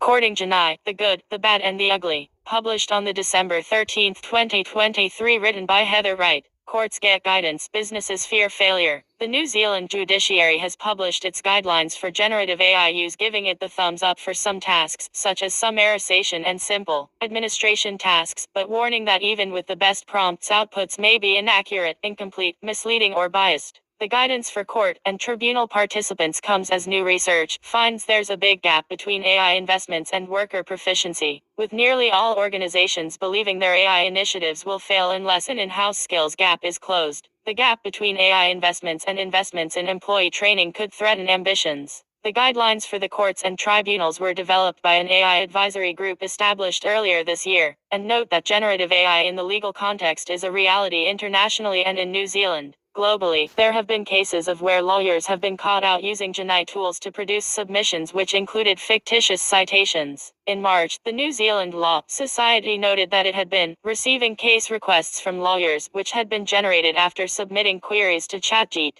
The cases appear real as ChatGPT has learned what a case name and citation should look like. However, investigations by library staff have found that the cases requested were fictitious, it noted, warning that cases cited in ChatGPT responses could well be fake. The New Zealand courts system is currently gearing up to transition to a fully digital platform, with the first stage of the new $169 million digital case management system, TORICA, due to be completed in 2025/26. Chief Justice Dame Helen Winkleman says the use of GenAI, such as ChatGPT, Google Bard and Bing Chat, in the Kiwi legal context is increasing. There is potential for GenAI when used responsibility to enhance access to justice by making legal knowledge and information more accessible to non-lawyers, Winkleman says. The guidelines flag potential in tasks such as summarizing information, speech writing, and administrative tasks such as drafting emails, albeit with cautions for each use case. Areas such as legal research and analysis, however, require extra care, with the guidelines going as far as to note that using GenAI chatbots for legal analysis isn't recommended. GenAI is ill-suited to legal analysis as it generates text based on probability rather than an understanding of text's content or human inferences, it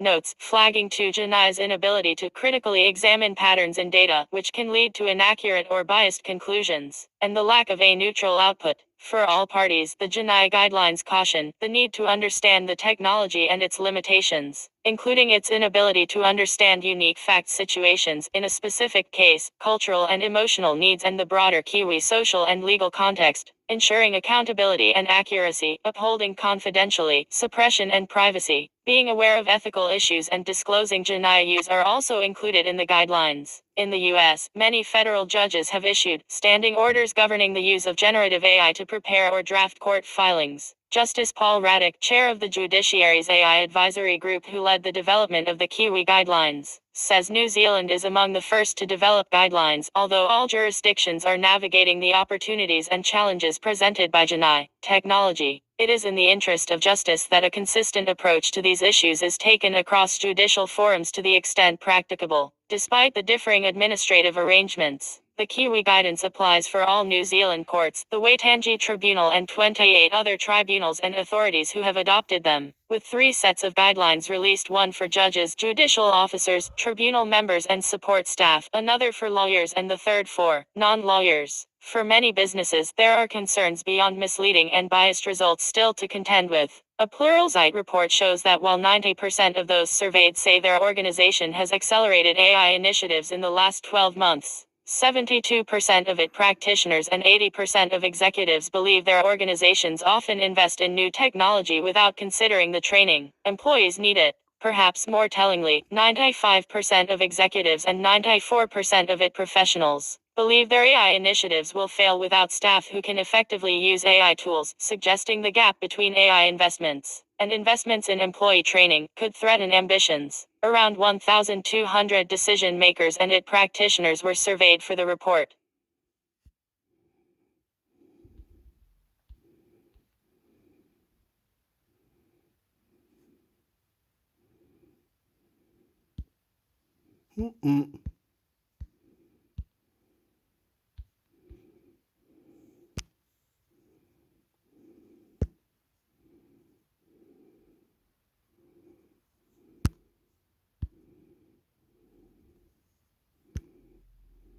NASA astronauts find missing tomato grown in space. News.com.au, Australia's leading news site. It takes a village to raise a child, and it takes 7 astronauts to find a missing tomato in space. Frank Rubio, NASA astronaut and U.S. Army lieutenant colonel, became a pioneer when he grew and harvested one of the first tomatoes ever grown in space in March of this year. But when it inexplicably went missing one day, people assumed he had eaten it. I was pretty confident that I velcroed it where I was supposed to velcro it, he said during a NASA briefing after his time in space. And then I came back, and it was gone. Mr. Rubio had just achieved the longest single spaceflight by an American, having been in low orbit around the Earth for 371 days. Rubio's journey in space embodies the essence of exploration, a NASA statement read, graciously forgiving Mr. Rubio for losing the fruit. Mr. Rubio grew the tomato on the International Space Station, a modular space station that collaborates with space agencies across the US, Japan, Europe,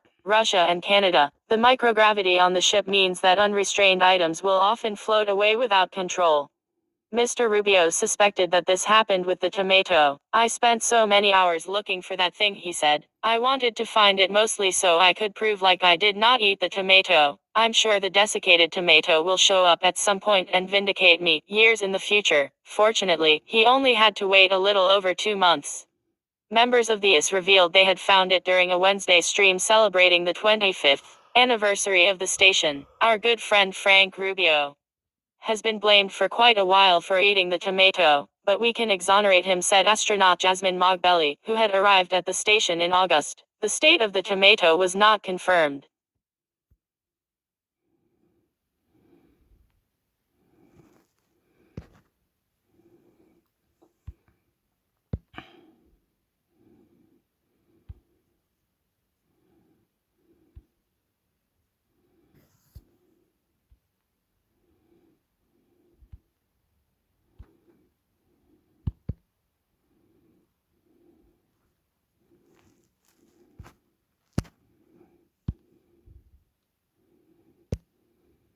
Speedo Space Tech Fast Skin Swimsuits to propel Aussie swimmers at Paris 2024 News.com.au. Australia's leading news site. Australia's formidable swim team, the Dolphins, are gearing up for the Paris 2024 Olympics with a groundbreaking addition to their arsenal: Speedo's latest fast skin swimsuits. The worldwide release of these cutting-edge swimsuits could be the secret weapon that propels the dominant Australian team to unprecedented heights. At the 2021 Tokyo Olympics, the Dolphins secured a remarkable 9 gold medals, a feat they surpassed with 13 golds at this year's World Championships in Fukuoka. Impressively, 3/4 of the world records set in 2023 were achieved by swimmers donning Speedo fast skin swimsuits. The upgraded range features a coating engineered by L'Amiral Space Tech, developed initially to protect satellites. The technology enhances durability, allowing swimmers to maintain peak performance race after race. The fast skin LZR suits for men and women have received approval from World Aquatics, making them compliant with swimming's governing body, and are designed to be Speedo's most water repellent ever, thanks to L'Amiral's satellite-grade coating. In 2008, Speedo stirred controversy with its original LZR racer suit, developed with assistance from NASA. Athletes wearing the suit shattered world records, but critics labeled it technological doping, leading to new rules banning body-length swimwear. Competing with brands like Arena and Tire Sport, Speedo's new suits incorporate water-repellent technology to minimize friction and drag, a crucial factor in swimwear competition.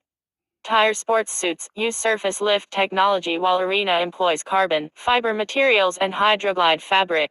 The Speedo suits, aimed at professional swimmers, are now available online. The women's suit starts at $780 and the men's suit at $490. Swimmers, including record breaker Emma McKeon, eagerly anticipate the upcoming competition. McKeon, who won 7 medals in Tokyo, including 4 gold, is eager to test the new suit in competition, saying the suit feels faster than ever. Kaylee McEwen, named Female Swimmer of the Year, set multiple world records in 2023, while a rising star Malia Akalawan secured 5 gold medals at the world titles, breaking the oldest world record in women's swimming. Ariarne Titmus, known for her sensational victory over Katie Ledecky in Tokyo, and breaststroker Zach Stubblety Cook are part of the Speedo-backed swimmers who will showcase the new suits in lead-up races to the Olympics. As the Dolphins prepare for the Olympics, a bespoke green and gold Australian design of the fast skin swimsuit will be released.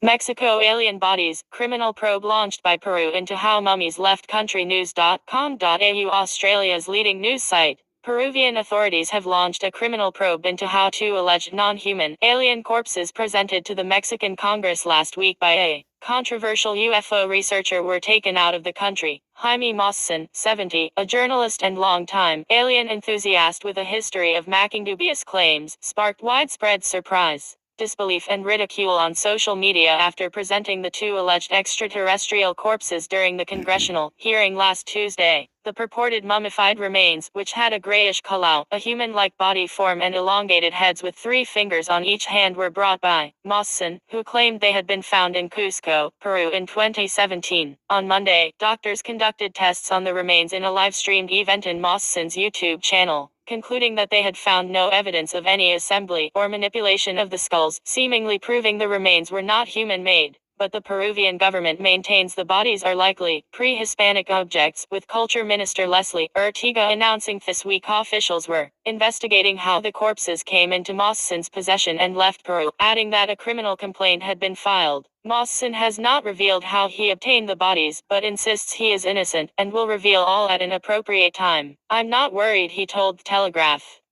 "I have done absolutely nothing illegal." Prior claims. In 2017, Mosson was involved in a documentary, making similar claims about mummified aliens. The film by conspiracy theory video platform, Gaia.com, claimed a 3-fingered mummy was discovered in the Nazca region of Peru. Independent scientists and universities are currently analyzing findings, with initial examinations suggesting the possibility of material that is unlike anything found in the fossil record, the website said. Could this be a primitive human with an intentional or developmental deformity, or undeniable evidence that a non-human species exists? Mosson, who led the Gaia filmmakers to the Nazca mummy, had 2 years earlier been a key organizer of what the Skeptical Inquirer magazine dubbed ufology's biggest black eye. The so-called Roswell slides, containing a picture of what was claimed to be a dead alien, were unveiled in front of a worldwide online audience at a 2015 event called Be Witness. It was later revealed that the photo was of the mummified body of a Native American child. The humiliating revelation sparked apologies from most of those involved, but Mosson refused to concede defeat, telling Mayor Onland the saga was far from over. He said it could be true that the body was actually a dead child, but there are so many anomalies that is impossible that this is a human being, told the outlet. Doctors test bodies. Scientists examined the 2 latest specimens at the Nur Clinic on Monday, with Jose Zales Benitez, the director of the Health Sciences Research Institute in the Secretary of the Mexican Navy's office, saying the studies proved the alleged aliens belonged to a single skeleton and were not assembled with human objects. They belong to a single skeleton that has not been joined to other pieces, he said. He also said his team found that one was alive, was intact, was biological and was in gestation, pointing to large lumps inside the alleged Ed's abdomen, which he suggested could be eggs. But his testimony is unlikely to convince critics due to his long association with Mosson. Mr. Benitez, who appeared alongside Mosson during his congressional testimony, was one of the lead researchers on the debunked Roswell slides, and also appeared in the 2017 Gaia documentary. In the video, he could be seen claiming the 3 fingers makes us think that this does not belong to a human species. According to the Associated Press, a report by the Peruvian prosecutor's office in 2017 found other bodies claimed by Mosson to be aliens were actually recently manufactured dolls, which have been covered with a mixture of paper and synthetic glue to simulate the presence of skin. The report added the figures were almost certainly human-made and that they are not the remains of ancestral aliens that they have tried to present. 1,000 years old. During his testimony last week, Mosson said the corpses were between 700 and 1,800 years old, adding they had been analyzed through a carbon dating process by Mexico's National Autonomous University. These beings are around 1,000 years old, he said. The university's Physics Institute confirmed in a statement that it had carried out tests, but only to determine the age and not the origin of the specimens. Its laboratory distances itself from any subsequent use, interpretation or misrepresentation made with the results it issues, a statement said. It's the queen of all evidence, Mosson claimed during the hearing, saying scientists had determined more than 30% of the specimen's DNA was unknown. That is, if the DNA is showing us that they are non-human beings and that there is nothing that looks like this in the world, we should take it as such. Mosson described them as non-human beings.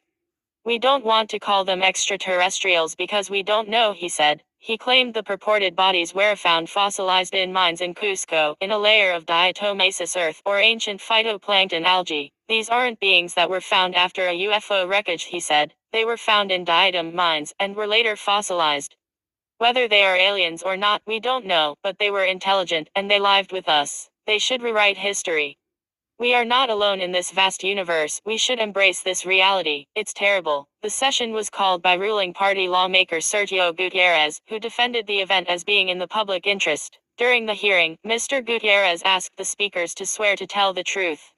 He said Mawson requested the session after a U.S. congressional committee in July was told by a former intelligence official that humans were not alone in the universe and American authorities were covering up the evidence. In May, the U.S. space agency NASA held its first public meeting on the issue and urged a more rigorous scientific approach to clarify the origin of so-called unidentified anomalous phenomena (UAPs). Scientists have widely rubbished Mawson's claims, with the experience that all the researchers who have worked with pre-Columbian mummies have, especially from the Nazca area. It is very clear to us that these mummies, the large ones, are pre-Columbian human beings that have been modified for commercial purposes, and the supposed small mummies are structures that have been put together. Physical anthropologist Guido Lombardi told Theo Comercia newspaper, as reported by Wired en Español. Physicist and astronomer Yulita Fierro told the publication the Peruvian ambassador should have been invited to the hearing. You can imagine what it means to display extraterrestrials unearthed in that country and bring them to Mexico, and not invite representatives from Peru. It's terrible, she said. How did they get through customs? Besides, if they were aliens, the first thing you should do is to isolate them. Because what if it brings a virus from somewhere else and causes a terrible pandemic? Huge step backwards. Many UFO researchers slammed Mawson, accusing the journalist of discrediting the subject, at a time when more credible revelations were gaining traction. Ryan Graves, a former U.S. Navy pilot and executive director of Americans for Safe Aerospace (ASA), was among the witnesses who testified before the Mexican Congress, but slammed the presentation of the corpses as an unsubstantiated stunt. Mr. Graves, who had previously testified before the U.S. Congressional UFO hearing in July, said Mawson's claims put a huge dent in his serious work on UAPs. Unfortunately, yesterday's demonstration was a huge step backwards for this issue, Graves said in a statement posted on X, formerly known as Twitter. My testimony centered on sharing my experience and the UAP reports I hear from commercial and military aircrew through ASA's witness program. I will continue to raise awareness of UAP as an urgent matter of aerospace safety, national security, and science. But I am deeply disappointed by this unsubstantiated stunt. John Greenwald Jr., founder of the Black Vault website, said the alien body story was being covered by the entire world. But given the history of the promoter behind the root of it, is that a good or bad thing? He wrote. And does the UFO conversation really need that baggage front and center? Harvard professor Avi Loeb, who has been on the hunt for crashed extraterrestrial materials on the floor of the Pacific Ocean off of Australia, also presented at the Mexican hearing prior to Mawson. Prof. Loeb declined to comment when reached via email on Wednesday. In June, a former intelligence official turned whistleblower claimed the U.S. government had secretly retrieved craft of non-human origin and alien bodies. David Grush, an Air Force veteran and former member of the National Geospatial Intelligence Agency (NGA) and the National Reconnaissance Office (NRO), made the wild claims in a series of bombshell reports in the Brief and News Nation. The following month, Mr. Grush testified at the UFO hearing alongside Mr. Graves and David Fravor, a former high-ranking U.S. Navy fighter pilot who claimed to have chased a tic-tac-shaped UFO off the coast of San Diego in 2004. Frank.Chung at news.com.au, with F.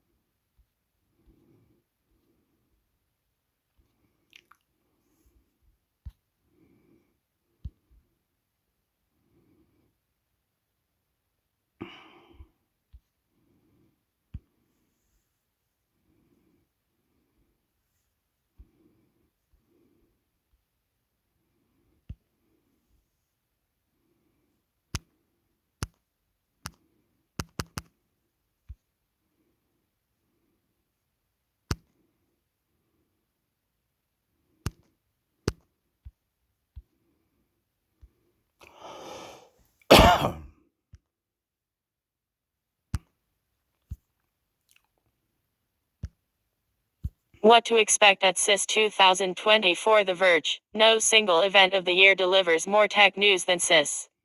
The annual trade show is the starting point for each year in tech, giving companies a chance to announce their next wave of products or tease the ambitious, far out, and often strange new projects they've been working on behind the scenes. This year's show kicks off from Las Vegas on Tuesday, January 9th and runs through Friday, January 12th. But you should expect news to start coming out as soon as, really, right now. Companies have been trickling out announcements over the past week, and many will try to preempt the conference with announcements in the days before the show floor opens up. There's also an entire day of keynote presentations ahead of the show's official start. On Monday, expect news from LG, Samsung, Nvidia, Sony, and a whole lot more, as a lineup of companies from the tech and auto worlds run back-to-back presentations. As always, The Verge will be covering the show inside and out. Here are some of the big stories we expect to see this year. LG's M4 wireless OLED TV. Photo, LG, TVs. CIS is first and foremost a show about new TVs.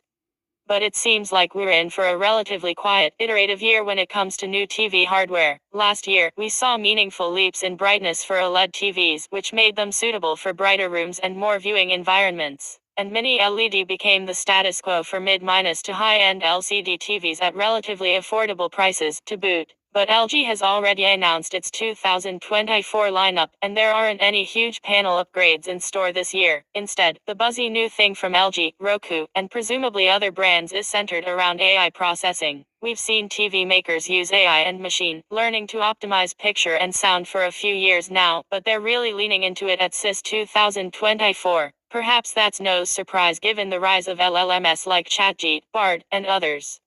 With home theater, AI is being used to tweak settings that many consumers never bother adjusting themselves and give content greater depth and clarity. Picture purists will no doubt disable many of these AI tricks, but the trend is undeniable. The wild card, as ever, is Samsung.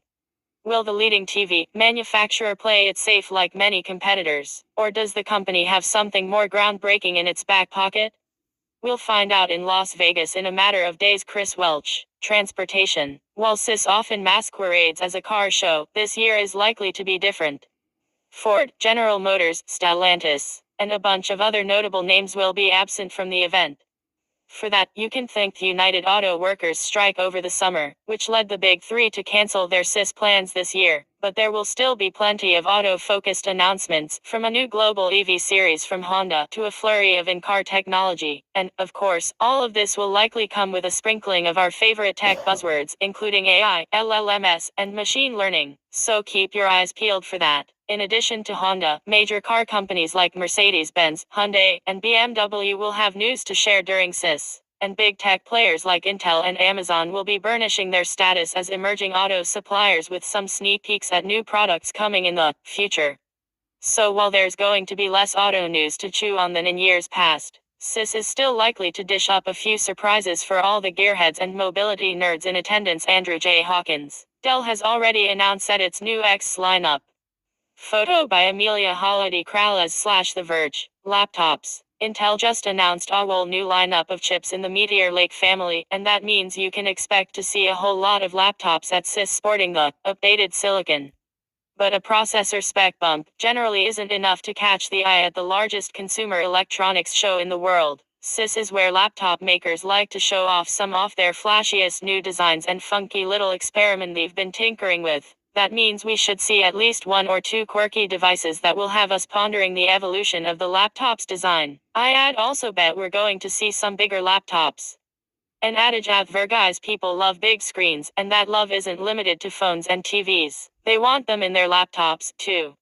With Apple recently embracing larger 14- and 16-inch displays, I wouldn't be surprised if many of its competitors start following suit, moving us slowly away from the standard 13- and 15-inch laptop sizes to something a little roomier. Alex Kranz. Smart home. Expect to see a lot of smart home innovations based around two words: artificial intelligence. Samsung is setting the tone with its press conference titled AI for All, Connectivity in the Age of AI. See how they got AI in there twice. The electronics giant has already announced smart cooktops, vacuums, and fridges with AI baked in, and I expect there's more to come. LG will show off any powered home robot with the catchy name, Smart Home AI Agent, that it claims will understand context and intentions as well as actively communicate with users. I'll be watching closely to see what substance these companies put behind their AI claims. Context is definitely an area where AI could help improve smart home experiences, and generative AI has huge potential to simplify the smart home. I'll be looking for solutions that take the burden of programming our smart homes off us and put it onto the computers. Smart home companies that can effectively implement this into their products will be one step ahead. The other buzzword for the connected home at CIS 2024 will, once again, be modern. Named Vergsbest in show last year, the new smart home standard started in 2023. To regain momentum, I expect product announcements in thinly supported categories of robot vacuums and home appliances. Ecovacs, Roborock, G-Profile, and Whirlpool are all exhibiting this year, plus more products in underserved areas like smart locks and smart thermostats. Overall, I predict it will be a quieter year on the gadget front. Many companies need to regroup and reassess their approach as the combined forces of matter and AI begin to shape a brave new smart home. Jennifer Pattison Toohey, the Steam Deck has inspired a wave of handheld PC competitors. Photo by The Verge. Gaming. CIS can occasionally play host to a number of PC gaming announcements ahead of Computex in the summer, and it looks like the show will have a bunch for us this year. At CIS 2024, we're expecting to see NVIDIA announce its first RTX 40 series supercards, the first super variants since the RTX 20 series. AMD is also rumored to be launching its own RX 7600 XT GPU later this month, potentially after CIS concludes. I'm most interested in the latest OLED monitors for PC gaming. At CIS last year, we saw the first round of 240Hz OLED monitors, and it looks like these will expand in different shapes and sizes for 2024, alongside improved refresh rates. LG has pre-announced half a dozen new OLED gaming monitors, including one that's capable of 480Hz at 1080p or 240Hz at 4K. LG Display even has a 27-inch OLED that can do up to 480Hz at 1440p that's coming later this year. Samsung has also unveiled a new lineup of Odyssey OLED gaming monitors with up to 360Hz refresh rates. We may even see another handheld gaming PC. Both Asus and Lenovo have offered up their own alternatives to Valve's popular Steam Deck, but there are a variety of other Windows-powered alternatives, too. MC has dropped a big hint that it's about to launch a ROG Ally and Steam Deck competitor. I'd be surprised if CIS passes without another handheld gaming PC in the mix. Tom Warren. Phones. As far as phone news goes, the weeks between October and mid-January are kind of like baseball's all-star break. Sure, some of your favorite players are on the field, and there's a game going on, but the real